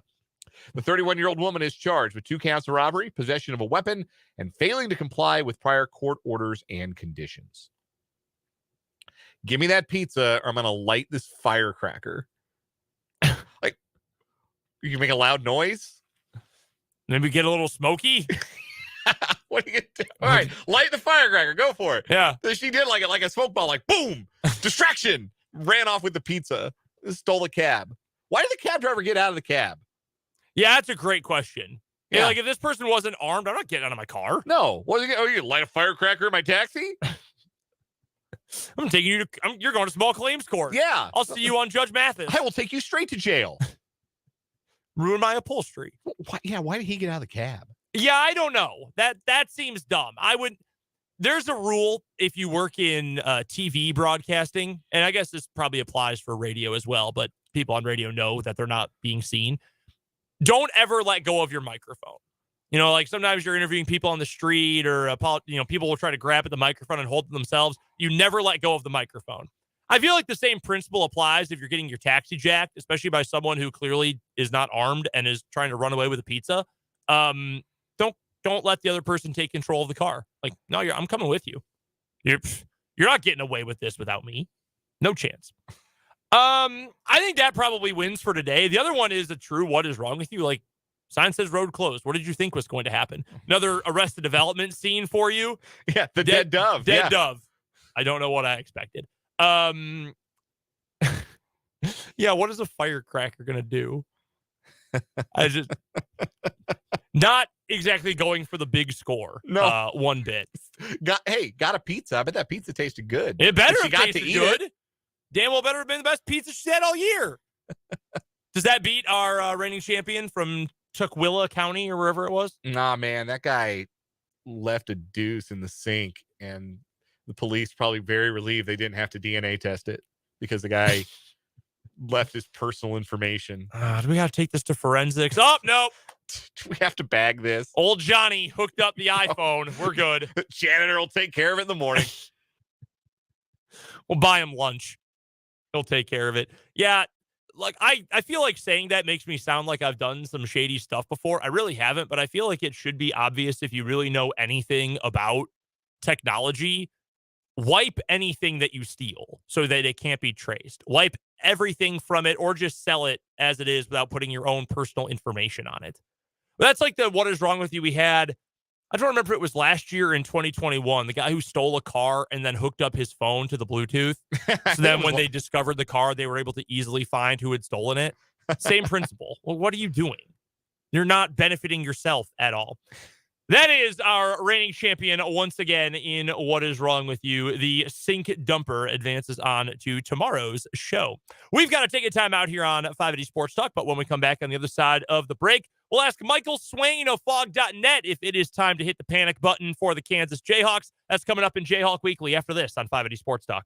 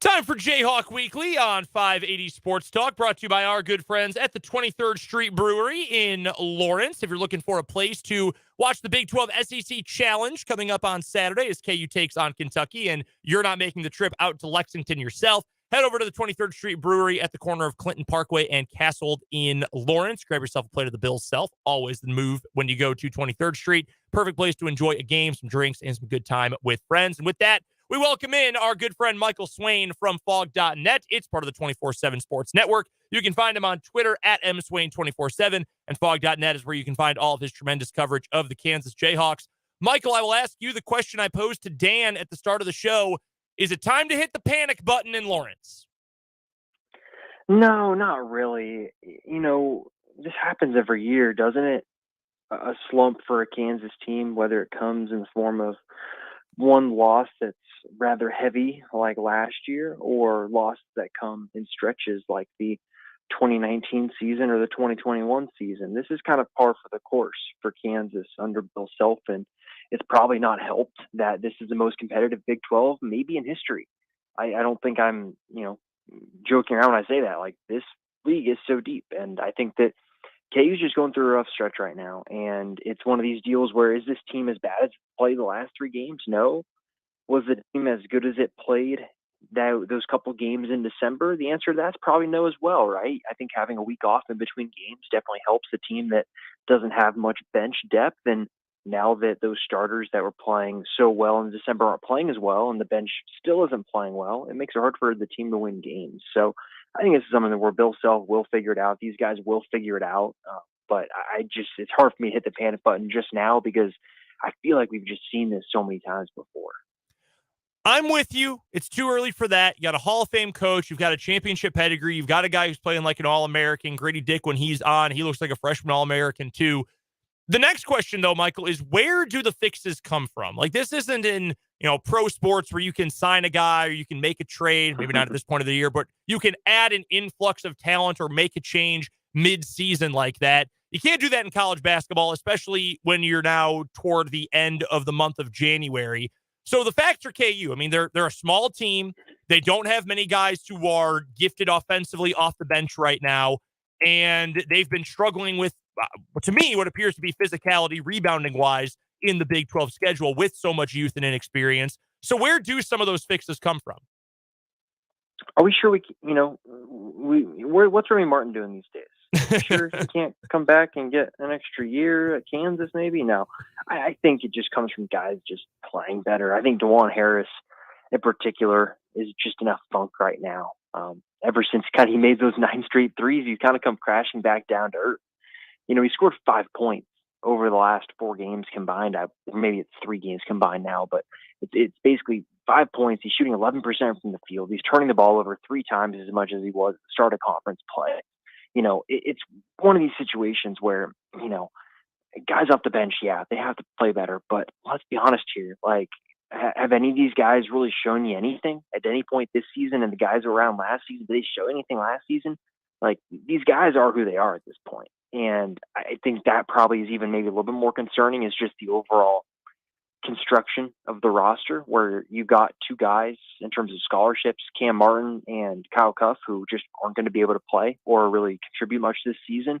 You've got someone in Joseph Yesufu who can't have positive moments offensively, but clearly maybe doesn't have to trust to Bill Self defensively. And then you've got Bobby Pettiford, who by all accounts, the coaching staff was really high on when he signed and even going into this year. And it just isn't happening for him right now. And then obviously you've got freshmen. And I think we know how it goes with freshmen under Bill Self, unless they are a Josh Jackson, Grady Dick, Devon Dotson type of talent. The playing time is going to be hit or miss, and it's going to depend on how they do early in the season. And these guys didn't look great early in the season. And so I think it comes from those starters playing better, right? Kevin McCullough is not as bad as he's played the last 2-3 weeks. He's better than that. So is DeJuan Harris. And I think it comes down to those bench guys. When they're on the floor, can you just not get outscored? And I think that's been the issue, is KU's gotten down early in these games. And when they've needed the bench to maybe chip away at the lead or hold serve, they start to turn the ball over. And all of a sudden, a 8-point deficit turns into 12 or 13. That's when it gets really hard to come back from. And I'll tell you what, Bill Self had a really good comment after the game last night. He brought out wrestling, of all things, and was talking about a guy being pinned and how hard it is to get out from under being pinned and how much energy it takes to do that compared to pinning someone. And for a long time, Kansas has been the team pinning opposing teams. And this season, this team seems to get itself in positions where it's being pinned, and it's got to continue to fight and get back in these games. And I think to some degree, a lot of this might be helped if the teams generally just started better, because then the bench can come in and try and hold serve and not feel the need to go make plays. And then guys can maybe get a little bit more rest, where in the end of games, maybe they are able to defend a little bit better. So I think so much of this stuff is just compounding issues for Kansas at this point, and it's really hard to pick one thing that can change to really fix it all. Is that the most Oklahoma thing Bill Self has ever done? Like, let me compare this to wrestling. Like, that is an extremely I'm from Oklahoma thing for Bill Self to do. We're talking to Michael Swain from Fog.net. It's part of the 24/7 Sports Network. He joins us every Tuesday, bottom of the 4 o'clock hour for Jayhawk Weekly, brought to you by the 23rd Street Brewery in Lawrence. Michael, do you think DeJuan Harris is 100% right now? I know that, this has kind of been talked about on Twitter a bunch after he hit his head the other day against K-State, that maybe he's not quite 100%. I think given how out of character he's played the last couple of games, it makes sense. Do you know anything about that, or do you have an assumption about how he might be feeling over the last couple of games? My assumption is that if he had a concussion, he should not be playing. And I Mhm. don't think Kansas would be playing him if he had a concussion. If so, we're talking about a pretty big just deal medically, especially with what you've seen just across just sports in general with head injuries, right? I think that'd be, I don't want to say malpractice, but it would just be awful if the coaches and medical staff were allowing DeJuan Harris to play with concussion. At the same time, you can hit your head, not have a concussion, and have your head hurt, and have a knot on your head, and have it still impact, the way and just you feeling 100%. And I feel like DeJuan Harris is someone that's playing like he's not quite 100%. And whether that be because he hit his head, whether it be because I think early in the season, I think he had an ankle injury that maybe is just lingering now that he's playing twice a week and playing exorbitant amount of minutes. DeJuan Harris should not be playing 38 to 40 minutes a game. Just physically, I don't think that's the best thing for him. Bill Self has said as much. And yet here we are, and he's someone that really isn't able to get off the floor. So I think for him, it's just I think a week like this is probably the best thing for him, right? Kansas will get back today or last night. They'll have today off. They'll probably do a little bit tomorrow and Thursday, and then travel Friday. Like, I think just a couple days where maybe it's not super heavy practice for him. Maybe that'll get him back to where he was early in conference play, because I think you're right. He's just not looking like the DeJuan Harris that we know he can be right now. We're talking with Michael Swain of Fog.net, 24/7 Sports on Jayhawk Weekly, presented by 23rd Street Brewery of Lawrence. You've got to check them out. A great place to watch the game or just have a delicious meal. Try the Fitzgerald Reuben. It's named after KU's new baseball coach, and it is a grand slam, if I do say so myself. My God. The 23rd Street Brewery. Geez. I love Come those on, guys. man. 23rd Street Brewery. We've got a guest on the line. You're going to pull that out? Come on. That was on the fly. I didn't script that. That just that came to me. That bit of brilliance came to me on the fly. It's Jayhawk Weekly, presented by 23rd Street Brewery in Lawrence here on 580 Sports Talk. Michael, with a non-league game coming up for Kansas, even though it is Kentucky and the spotlight that a Kansas-Kentucky matchup at Rupp Arena inevitably brings with it, do you foresee it being an opportunity for Bill Self to try and maybe mix and match some lineups a little bit, try some different combinations, maybe even try a new starting lineup to try and get off to a faster start? Is this a game where Bill Self might use it to tinker?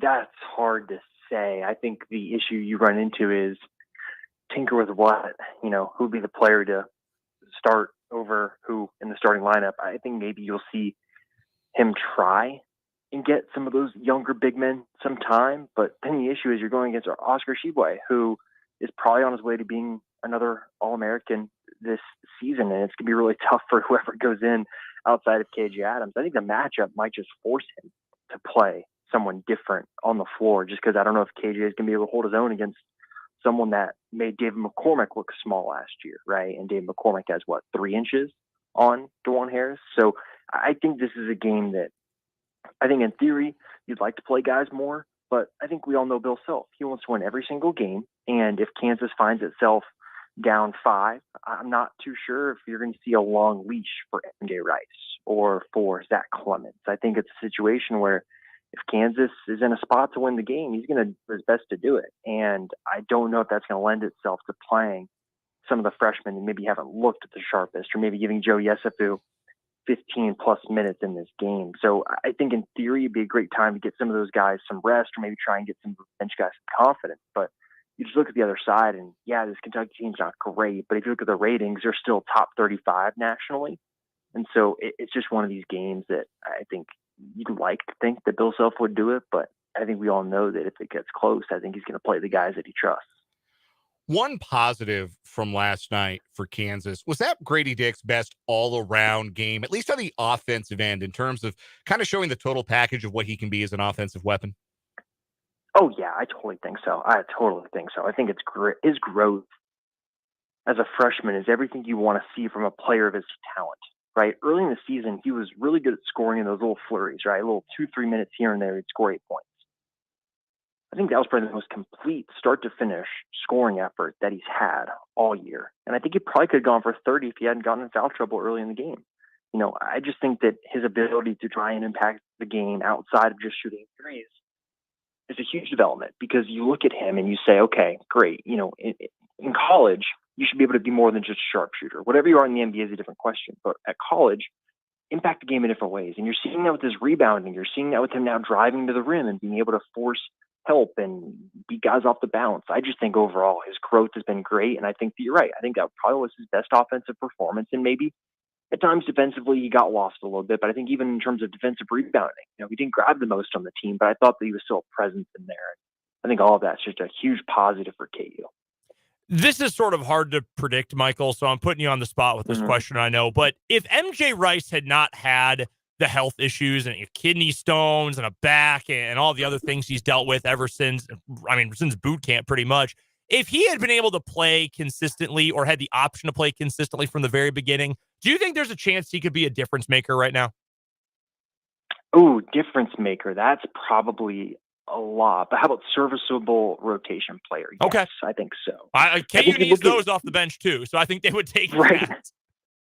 Right, and so I think you look early in the season, and what they were trying to do was get him in that rotation with Kevin McCullough and Grady Dick on the wing, and try and make it where, okay, Kevin McCullough comes out, and then MJ comes in, and then after 2 minutes, Grady comes out, and Kevin comes back in, and MJ plays for 4 or 5 minutes in both halves, and he ends up being about 10 to 12 minutes for the game. I think ideally that's where they'd like him to be.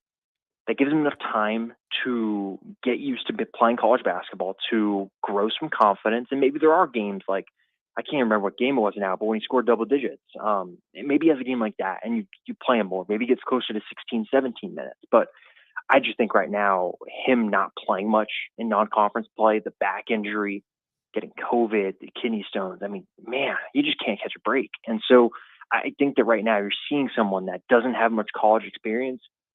And the last thing you want to do with the freshman right now that hasn't played a bunch is go put him on the road against Baylor or go put him against any one of these Big 12 teams, because every single one of these Big 12 teams is basically an NCAA tournament team. And so it's just a tough position. And I do think that if he had been healthy and had just a regular freshman season that you maybe would have hoped, I think he would be contributing off the bench right now, not being a player that comes in for 2 minutes and gets yanked. All right, Michael, 2 more quick ones, then we'll get you out of here on this Tuesday afternoon. One, on the football front, how excited should KU fans be about the transfer class that Kansas announced earlier today? I think pretty excited. I think you're filling some needs, right? I think defensive tackle is one that you looked at and said you got to get some new guys, and you added some high ceiling players. This is nothing against Caleb Sampson, Sam Bird, Eddie Wilson. Those guys were kind of at their ceiling this season. I think you look at the ceiling of the players KU added at defensive tackle, at defensive end. I think the ceiling is probably higher than what Kansas had at times this season. The question is, how soon will it be until they reach their season or ceiling?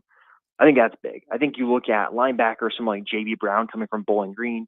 He kind of fits the Lonnie Phelps mold of someone that had really high production while not playing a bunch of snaps, right? He played fewer snaps than Rich Miller and Tylen Berryhill, and I think had more tackles for loss than Rich Miller and more tackles than Tylen Berryhill. And so he's someone that has a lot of production. And so I think you're just looking at this overall transfer class and you're filling needs.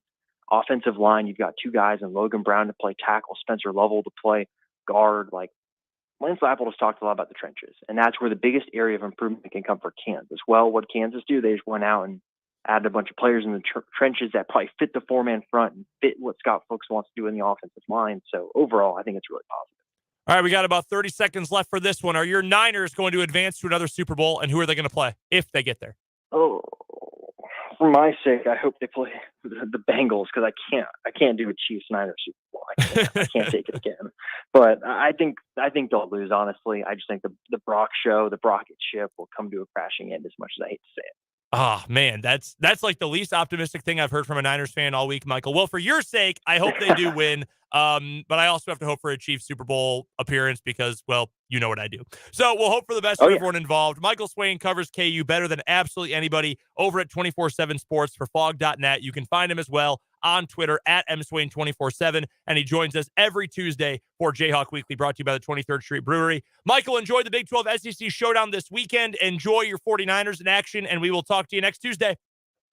Thanks, guys. Talk to you then. That is Michael Swain from Fog.net. Great insight into all things KU, as always. Very level-headed take, I think, on all things KU, which For someone like myself who gets really wrapped up in it, I absolutely appreciate that. I had Jumper by Third Eye Blind cued in the opening segment. Didn't need it. I'll be honest, winning a national championship has really made things level out the year after. Much calmer this year, I think. I bet. We've got to take a break. 5 o'clock hour of 580 Sports Talk is up after this.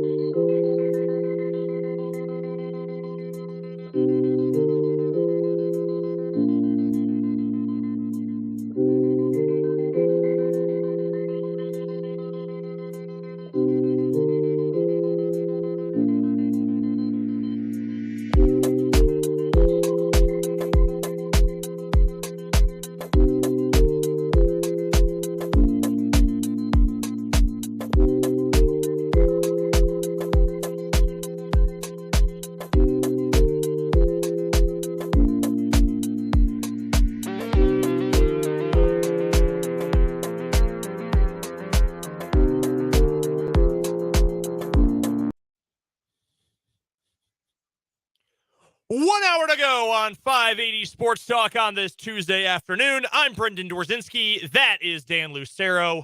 Thank you so much for spending some of your afternoon hours with us. If you've missed any of the show up until this point, you can hit us up on our website, 580wibw.com. You'll see a podcasts tab right in the middle of the website, shaded slightly to the left. Just hover over that with your mouse. Click on 580 Sports Talk when the menu pops up, and boom, you'll find the hour-by-hour podcast breakdown of the show. You can also, as always, comment on anything we are talking about on the Big O Tires text line, 785-272-9429, and comment on YouTube as well. Sports on 580 WIBW is our YouTube channel. You can watch live, or if you want to go back and see anything you may have missed from earlier today, our reactions to, I don't know, anything, something funny we did, the great faces we make during What Is Wrong With You, anything like that, you can rewind. It's not just a live and that's it thing. Brendan's utter disgust with my great ad read during the 23rd Street Brewery Jayhawk Weekly. Listen, I love 23rd Street Brewery. When I tell you I love it, I love it. Like pretzels, the giant pretzels, delicious. I'm big pretzel for an appetizer guy. The bill self, amazing. Chicken parm, also severely underrated menu item at 23rd Street. That pun made me so mad. So mad. Between that and your comment the other day, what was it, last Thursday or Friday about alligators and crocodiles? Yeah. Not thrilled right now. Not thrilled. This is where you remember I am aging. I am getting old, and my sense of humor is changing and adapting. I brought it up to Jake. It must have been yesterday in the office that you two talked about that on Crosstalk the other day, and he goes, "Oh yeah, I love that joke. It's so good." It is great. Spending too much time together. You separate. It's like when a teacher would say, "All right, one of you is going to sit in this corner up here. One of you is going to sit in that corner over there." My wife has no idea what you're referring to. I had a French class when I was in high school. One of my favorite teachers. My best friend Evan was in that class with me, who I've brought up numerous times. He intentionally put the two of us like 3 rows apart in the same column of seats so that to talk to one another, I would have to turn all the way around 180 degrees and be very disruptive. And like, obviously you won't do this. It'll be disruptive to the class and the person behind you. Wrong. I did not care and still made quite a scene. Obviously, I learned a lot in that sophomore year French class. Coming up here in this hour of 580 Sports Talk, maybe we'll bring out the foreign language, but for certain, we will be getting to our 580 Sports Talk headlines, and we will preview K-State versus Iowa State. I almost said Baylor. K-State versus Iowa State coming up tonight. Iowa State, I haven't checked the line here in a couple of hours. Are they still a huge favorite tonight? 5.5. The total has gone down a couple of points. It was 135.5 this morning. Last I saw it was at 133.5 now. That could have something to do with the status of Caleb Grill, the Mays High alum and sharpshooter for Iowa State, who is a game time decision tonight. So then the implied score is somewhere in the neighborhood of 69 or 70 to 64. Right. That's the approximate applied score. I kind of feel like the under is in play there, and K-State. I do too. K-State can surely cover.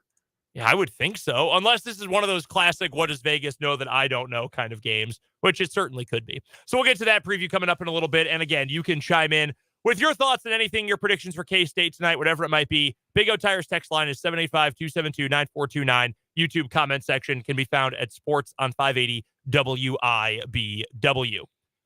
Let's get to our 580 Sports Talk headlines brought to you by Blue Dot of Kansas. And Dan, I'm going to get you a starter here on the baseball front. A rumor that has popped up from probably the best or maybe the second best baseball insider out there, Ken Rosenthal of The Athletic. You put him above Passan or behind Passan? Rosenthal's been doing it longer, so he has emeritus status, but those two are the best doing it. Yeah, that's your Shams and your Woj of baseball reporting. Your Schefter and your Rappaport, if you will.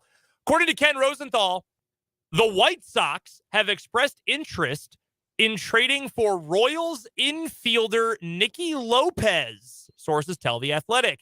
Royals are not eager to move him, viewing him as important depth.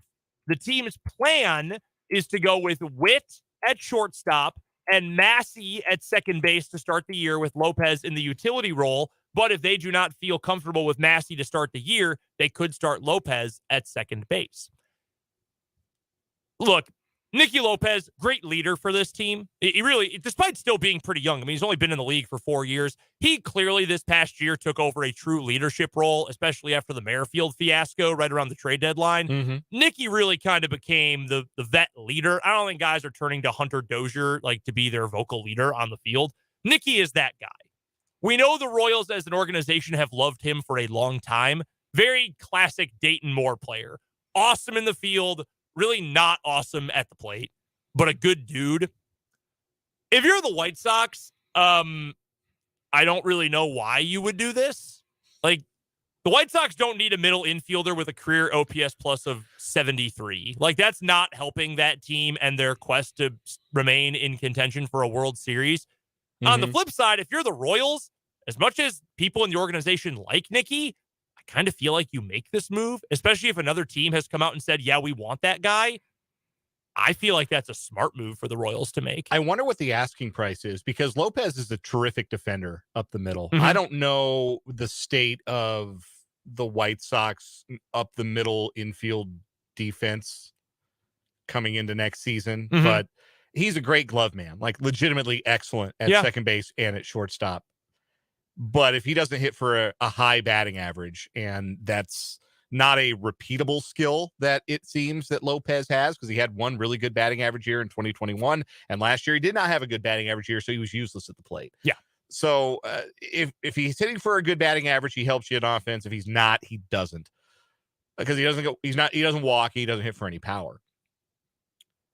A lot of signs are pointing towards a young man that, if you follow the Royals really closely, you may recall his stock rising some last year.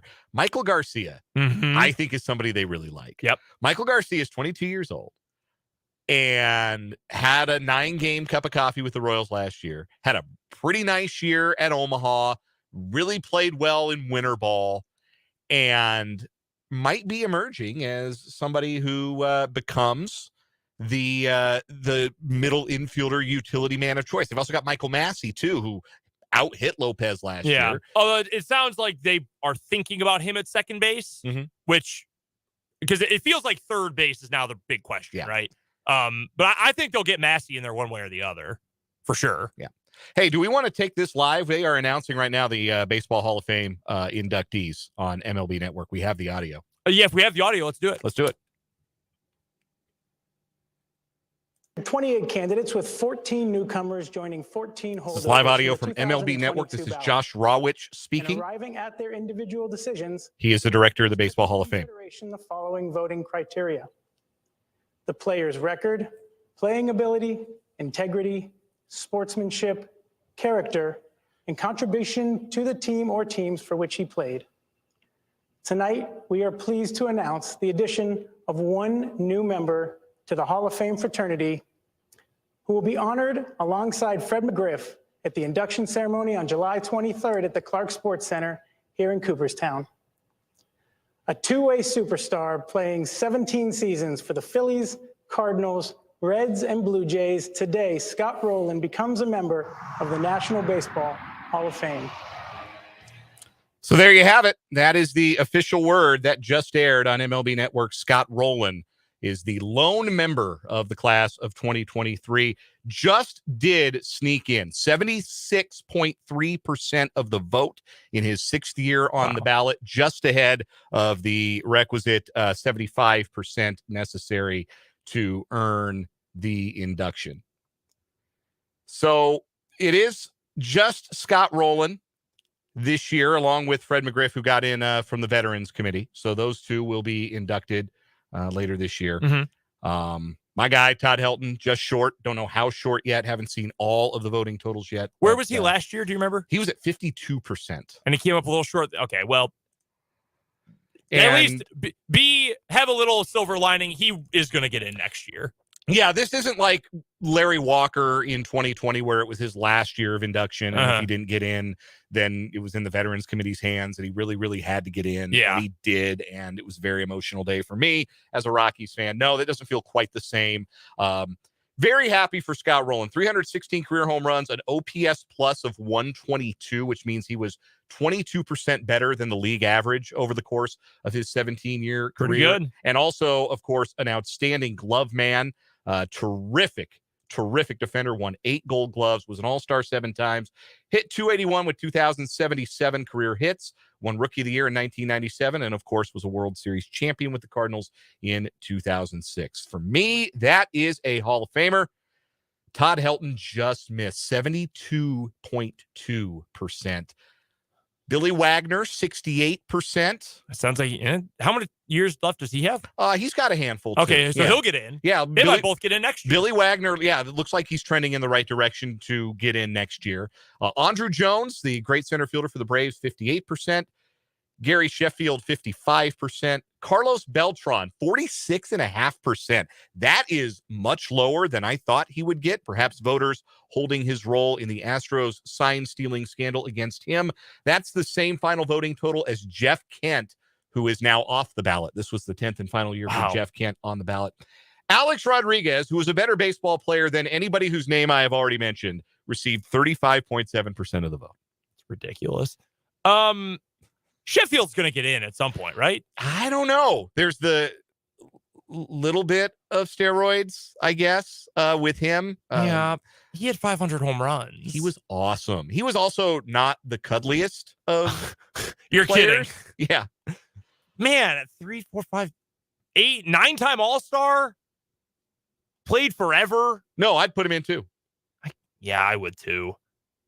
11 votes shy, Todd Hilton. In total. 11 well, that's votes. cool. Your guy will get in next year. That's very cool. Yeah, it feels like it's going to be next year. He'll go. Adrian Beltre is the slam dunk Hall of Famer on next year's ballot. Yes. He'll go in right away.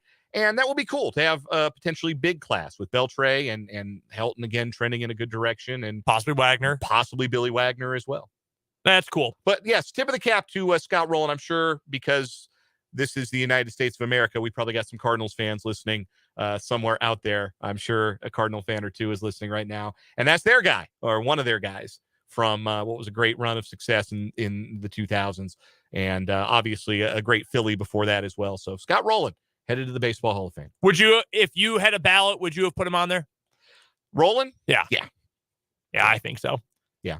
He ended up, according to Baseball Reference, they have a couple different things they do to tally up the likelihood of a player getting into the Hall of Fame and the average standards of current Hall of Famers. The Hall of Fame monitor metric, he came in with a 99. A likely Hall of Famer is at 100. So, yeah, he was right there on the number pretty much. In terms of career wins above replacement, he was 1.8 wins above the average third baseman in the Hall of Fame. That sounds pretty good to me.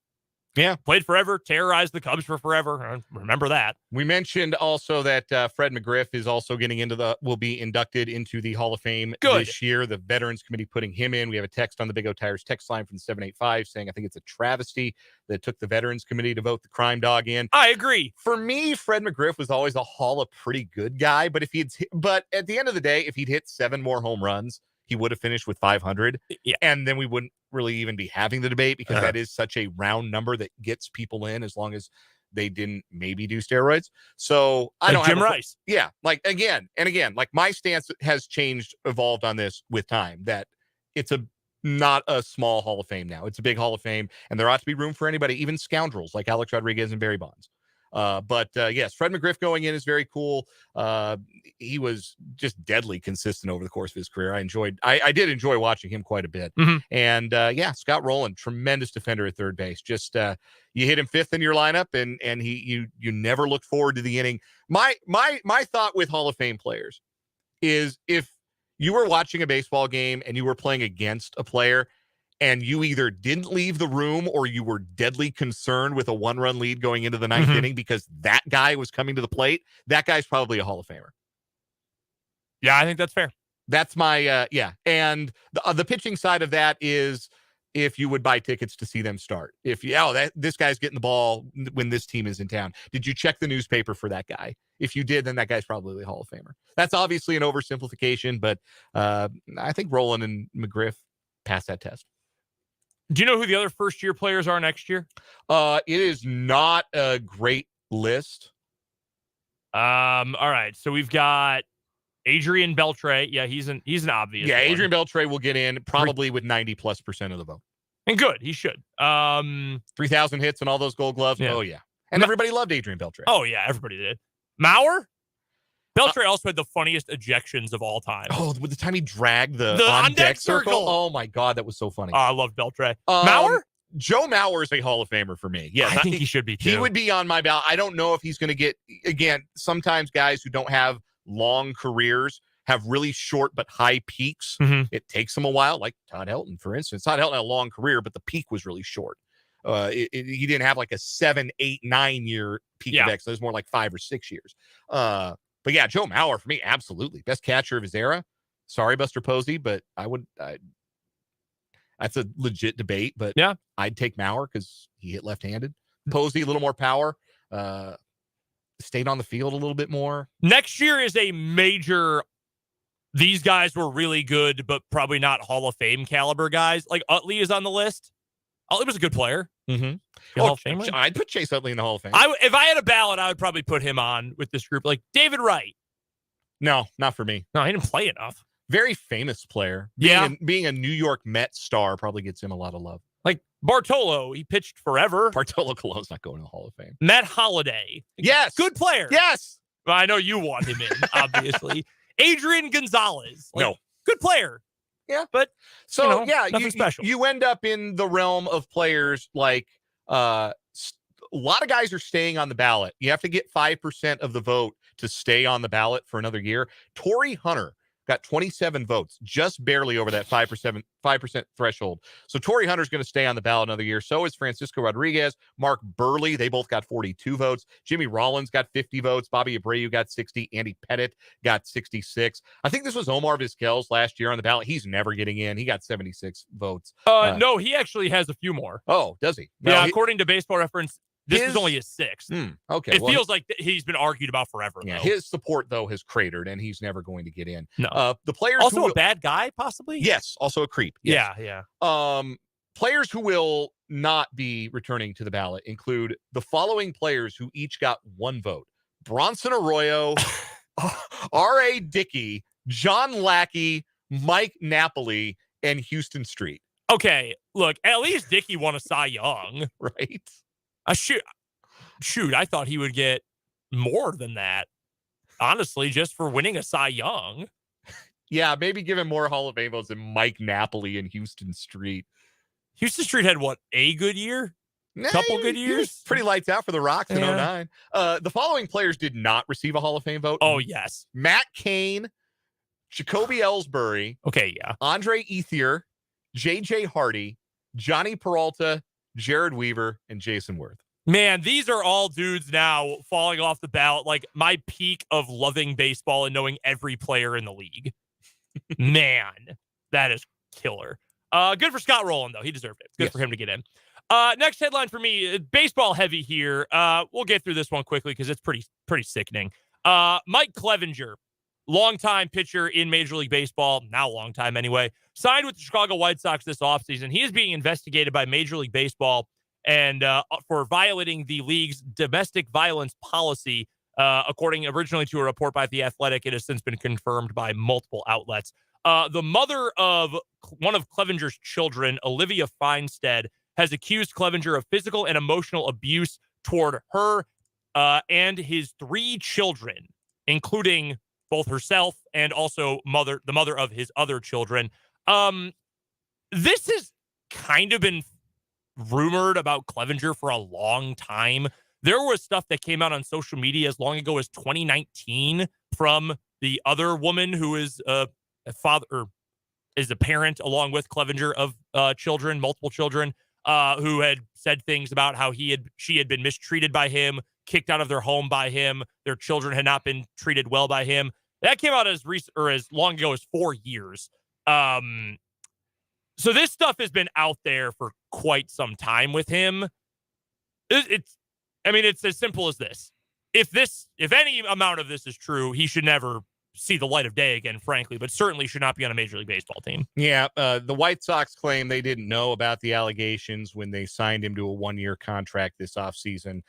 I don't know how. Yeah, man. I mean, even if you hadn't heard specifics, like if you and I had heard rumors about it, there's no way that Rick Hahn and Kenny Williams had not heard about I this. had heard, and again, like second, third hand type of stuff, but I had heard that Cleveland was not exactly disappointed to get rid of him and kind of eager, in fact, to be rid of him when they traded him to San Diego in 2020. Because he had been a malcontent with the team for non-domestic violence purposes, right? Openly flouted COVID policies. Yeah. It was like... he and... I don't... Plesac. It was Zach Plesac. Zach Plesac. They were like going out partying and gambling mid... Hey, you can't do anything except play baseball. Right. Like, hey, if we're going to have a season, these are the rules everybody has to follow. And they just didn't follow those rules. Yeah. So, yeah, he's...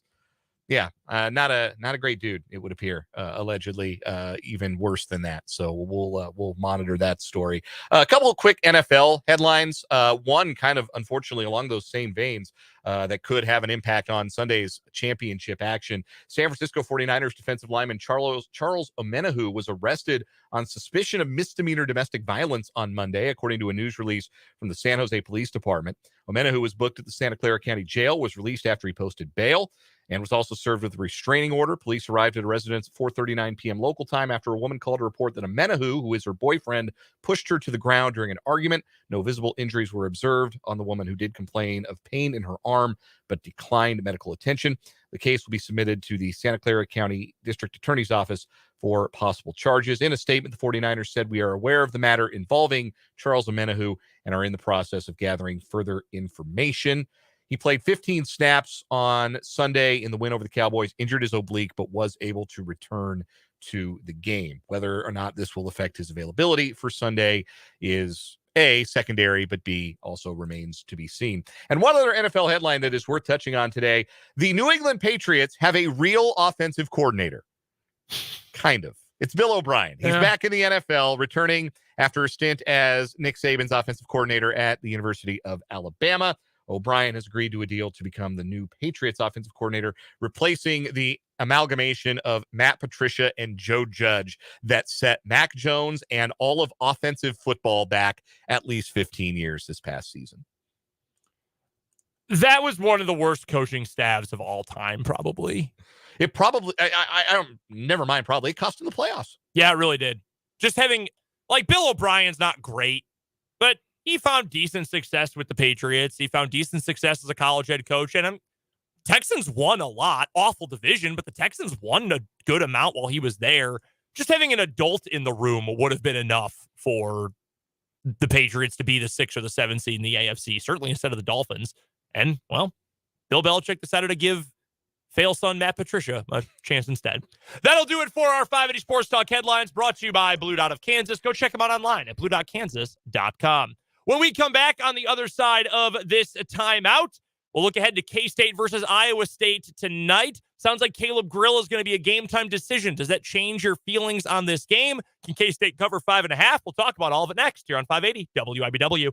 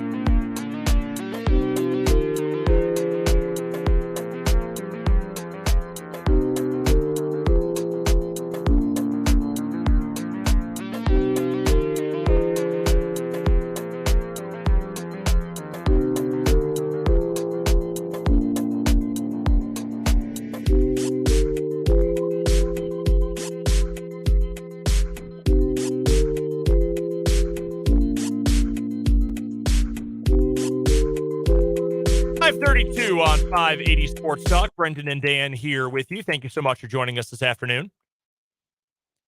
K-State taking on Iowa State coming up tonight. Late tip as well. 8 o'clock tip-off from Hilton Coliseum. Iowa State is favored by 5.5 points at home. Low total for the game as well, 133.5. K-State is playing as well as anybody in the country. I said it on yesterday's show that right now the two hottest teams in America, in my opinion, are Alabama, who I believe deserves to be the number one team in the country, and Kansas State. The only real reason why I'm not jumping all over K-State to cover in this game, to win this game outright, is that number just seems so odd to me. That Iowa State might be down a starter. K-State is the better team. K-State is red hot. I know it's on the road. Hilton ain't worth that many points. K-State's won 3 of the last 4 in Ames. So the only thing that's really giving me pause is just why is this line the way it is? Because I feel like it's suckering you into taking K-State plus 5.5. I don't really understand it otherwise. I feel like K-State should be able to cruise. Well, not cruise, but I think K-State should be the easy pick in this game. Well, if Grill doesn't go, they're down their second leading scorer and they're down their top rebounder because and I'm going to get his name wrong. Is it Kunch? Yeah. Yeah, Kunch has been out and hasn't been playing of late. So I don't know that he's going to be a factor if he's going to play at all. I haven't heard one way or another to 100% confirm, but he hasn't been playing. He's got a broken finger, so don't anticipate he'll be available tonight. But that's their leading rebounder, and that's an area where sometimes Kansas State has struggled a little bit to keep up on the glass against some bigger, more physical teams. For what it's worth, from the gambling perspective, 66% of all money bet on this game has been bet on Kansas State, and 70% of the total number of bets. So, yeah, I think people look at that and see Kansas State, top 5 team, with the ability to cover the spread. And with how many Big 12 games this year have been tight, down to the wire games, any number that's outside of a possession is probably good value to bet. Like if we're strictly speaking from that perspective.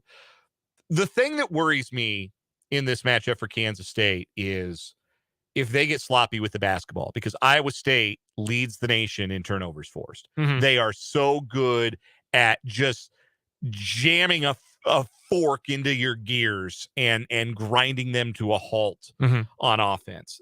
And so Kansas State really has to take care of the ball and really has to shoot the ball well if they want to come out of Ames with a win. But without Caleb Grill on Saturday, they lost to Oklahoma State. Iowa State did, at the world's largest wrestling arena. That's right. Gallagher-Iba. And they had Caleb Grill for that game, but they didn't really. He played 17 minutes and he was a ghost. He only attempted 1 shot. So without Grill, the impact was that Iowa State didn't shoot a lot of threes. They only shot 9 threes. Which is crazy in for that game. Yeah. And only made 2 of them. So I'm interested if Grill doesn't go at all, which again, game time decision. If he doesn't go at all, where does their offense come from? Do they have enough punch on offense to score with Kansas State unless K-State turns it over 20 times? Probably not. I mean, like, Gabe Calster's a great player, but I don't know. I don't think they have that kind of juice. The way the other player, I think, let me put it this way. The other player I think who could maybe have a major impact in this game for Iowa State is Osunyi. Yeah. Considering Kunch isn't going to be good to go, or at least is not going to be his normal self.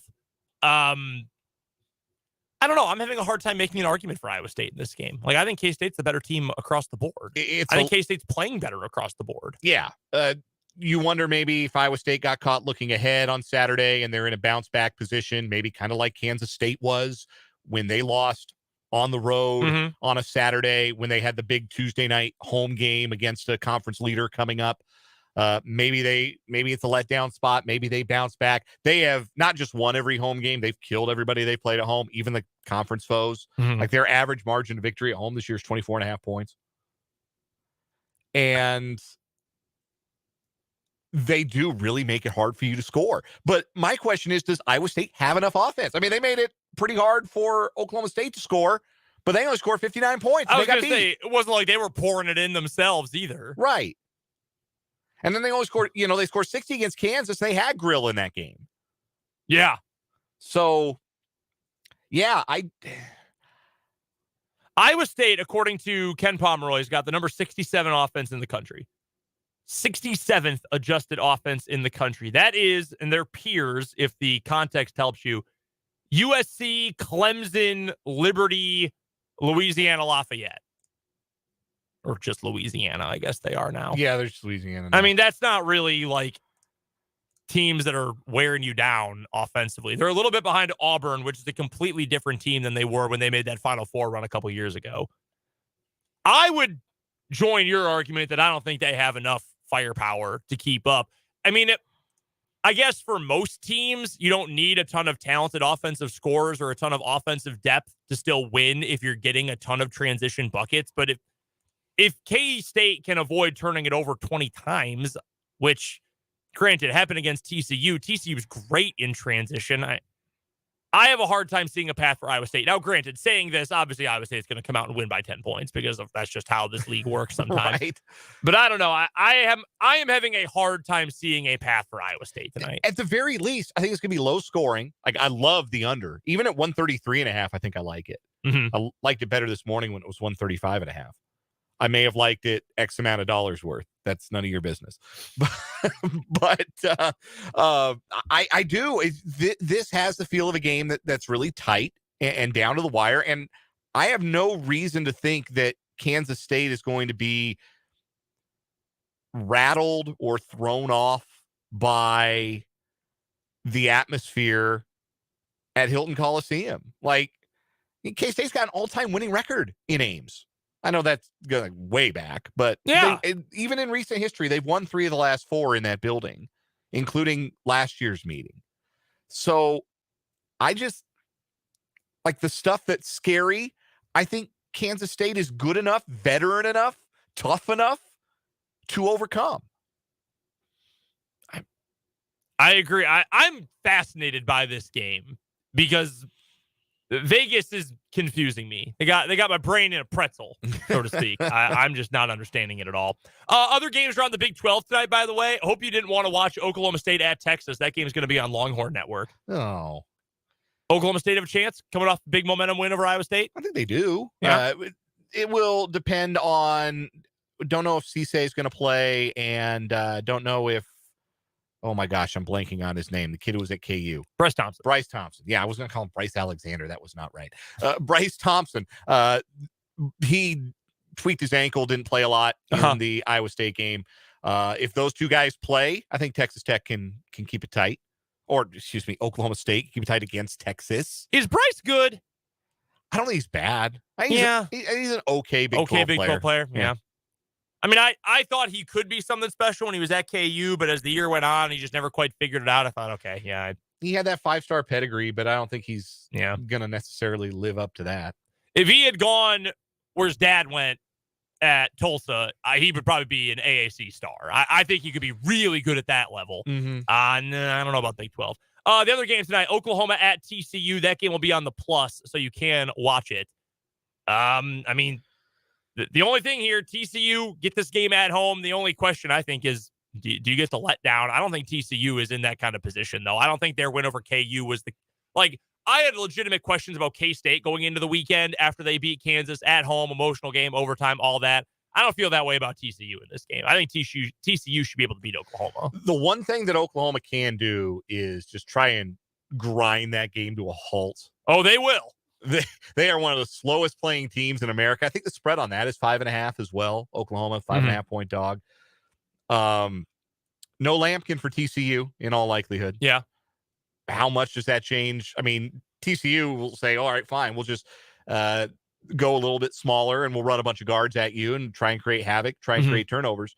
But like Oklahoma's got some vets, Groves and Sherfield, and those guys are going to be charged with really taking good care of the ball. If Oklahoma takes care of the ball, I think it's kind of the same thing with Kansas State. I think Kansas State, I don't know what the magic number is, but if they don't turn it over an egregious number of times, I think they win tonight. Like, if they don't go out and turn it over like 18 times, if they turn it over 18, 20 times, they'll probably get beat. Vance. I'm mad. I'm upset. On the YouTube comments, Sports on 580 WIBW is where you can find us on YouTube. Our guy Vance, who's a P1, appreciate all you guys who watch, listen every day, because you make the show so much more fun for us, and we hope we do a good job for you too. Our guy Vance just messaged us on in the YouTube comments. Hopefully, Grill doesn't meet expectations. MEAT.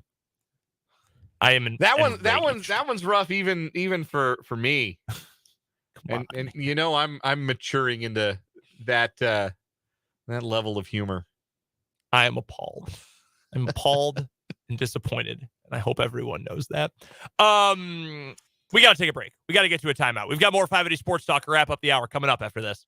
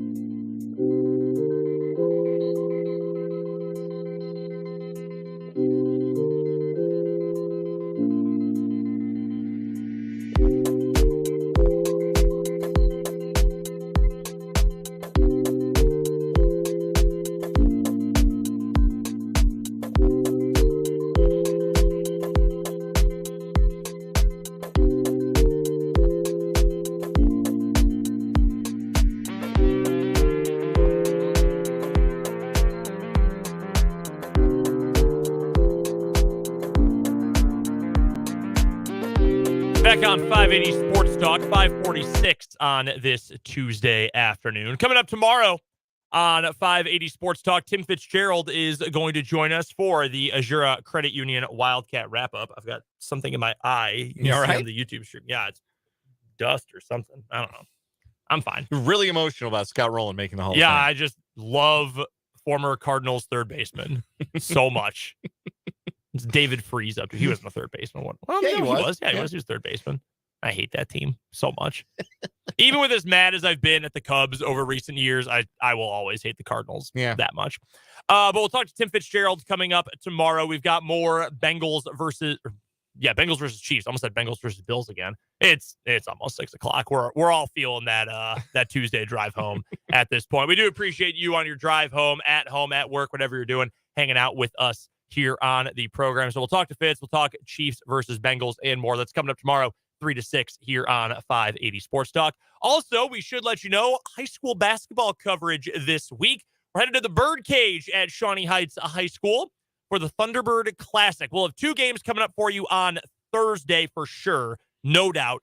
4:00 tip-off, Washburn Rural is playing against Life Prep out of Wichita. Then at 5:30, the Shawnee Heights girls, they are taking on Wichita South. That's top 10 ranked Wichita South. Both those teams, in fact, ranked in their respective top 10s. The Friday schedule, we will have something on the air at some point. We do not know exactly how many games. We do not know at what time they will be. It will depend on who wins and who loses. If both teams win, Washburn Rural and Shawnee Heights, our 2 Topeka teams, we'll have a doubleheader for you at approximately our same time as a normal Friday night on Friday this week. One team has already forfeited the tournament. Schlegel from Kansas City is not going to attend the tournament, so we might not have a game depending on how things work out. It's all kind of a mess. So we'll get you that update coming up Friday morning and Thursday night on our coverage of high school basketball. By the way, I did not know this. We were talking about the Bengals earlier. I did not know this until earlier today. Apparently, Joe Burrow has become, talking about the arrogance of them and the fact that they have an incredible amount of confidence while also playing up the underdog thing. Did you know that Joe Burrow is now a big deal on TikTok?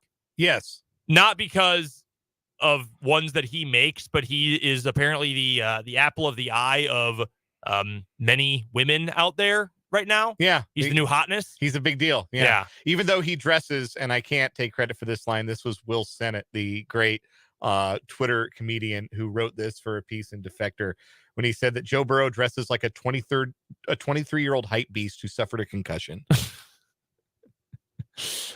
He does have an interesting fashion sense. I will. Interesting is one word. Yeah, it's bizarre, to be completely honest with you, but he rocks it. He's confident about it. Yeah, apparently he's like a big deal in that regard. I did not know that. I'm not on the TikTok. That is one thing I have never jumped onto. One, because I think it just kind of steals your attention in a way that I'm not willing to give it up. Also, I don't really want the Chinese Communist Party to have my facial recognition all in their, If a TikTok's good enough, it'll make it over to Twitter. That's how I feel. Yeah, that's how I end up seeing it as well. Other notes from around the NFL today, by the way. Dan got to some of these headlines during our 580 Sports Talk headlines at the top of the hour. Bill O'Brien returning to the Patriots. Obviously, that is a big deal. You see Carl Cheffers going to be the head ref of the Super Bowl? Oh, yeah. Chiefs fans have already been, I don't want to say in their feelings, but have been a little miffed about finding that out, that if they reach the pinnacle of the sport, reaching the Super Bowl, Carl Cheffers will be officiating it.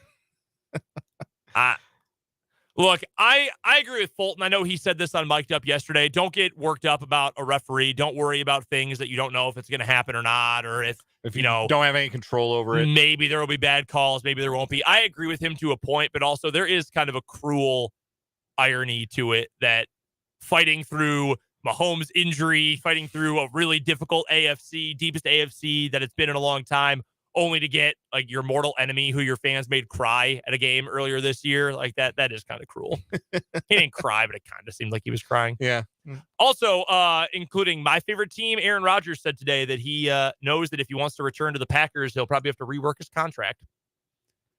Even though all the rumors over the last 72 hours or so have made it sound like they're going to trade him. But he said today, I have not decided if I even want to play, so they can't have decided if they want to trade me yet. It's just so fun to do this all off season again. I'm sure it's a delight for you as an owner of the Green Bay Packers. I will say, I think the drama is a lot worse among people. He clearly plays it up, but he talks once a week. Tuesday afternoons for 45 minutes, he talks to Pat McAfee about whatever is going on. The talk about him, however, continues 25 hours a day, 8 days a week, pretty much, from people in the national media who need things to cover, or Packers fans who are convinced that the only thing that exists in the world is Aaron Rodgers drama, and that's the talk about it all the time. Mhm. I'm at a point where I would like him to come back because I don't like change, and I've had a pretty fun last 18 years, and I would like that to stay consistent. But if not, nothing's really going to change for me. That is the question. When you're a fan of a team that plays somewhere where you don't live, like, I am the Packers fan in the area. Whereas, like, if I was from Wisconsin, lived and worked in Wisconsin, I'd just be another guy. Mhm. But now living here, people are like, well, what do you think about this? Yes. Or I grew up in a family of Bears fans in Chicago. Like, well, what do you think about No, this? yeah, What do you you're want to have happen? the authority on Yeah. your favorite team. Yeah, that's been my entire life. Seahawks and Rocky. Well, I guess growing up in Denver, it was different. I don't Yeah. know how popular the Rockies actually are, but If they're winning, they're very popular. well, there you go. They're just never doing that. So I get that question now all the time. Like, oh, well, what do you think about Aaron Rodgers? What's he going to do? I don't know, man. I don't want to try to get in his brain. Nobody wants to get in that brain. Right? There's a reason he was like, oh, yes, I'm on the same wavelength as Sammy Watkins. Like, that tells you all you need to know about both of those individuals. We've got to take one more time out here on 580 Sports Talk. We've got a final word to wrap things up after this.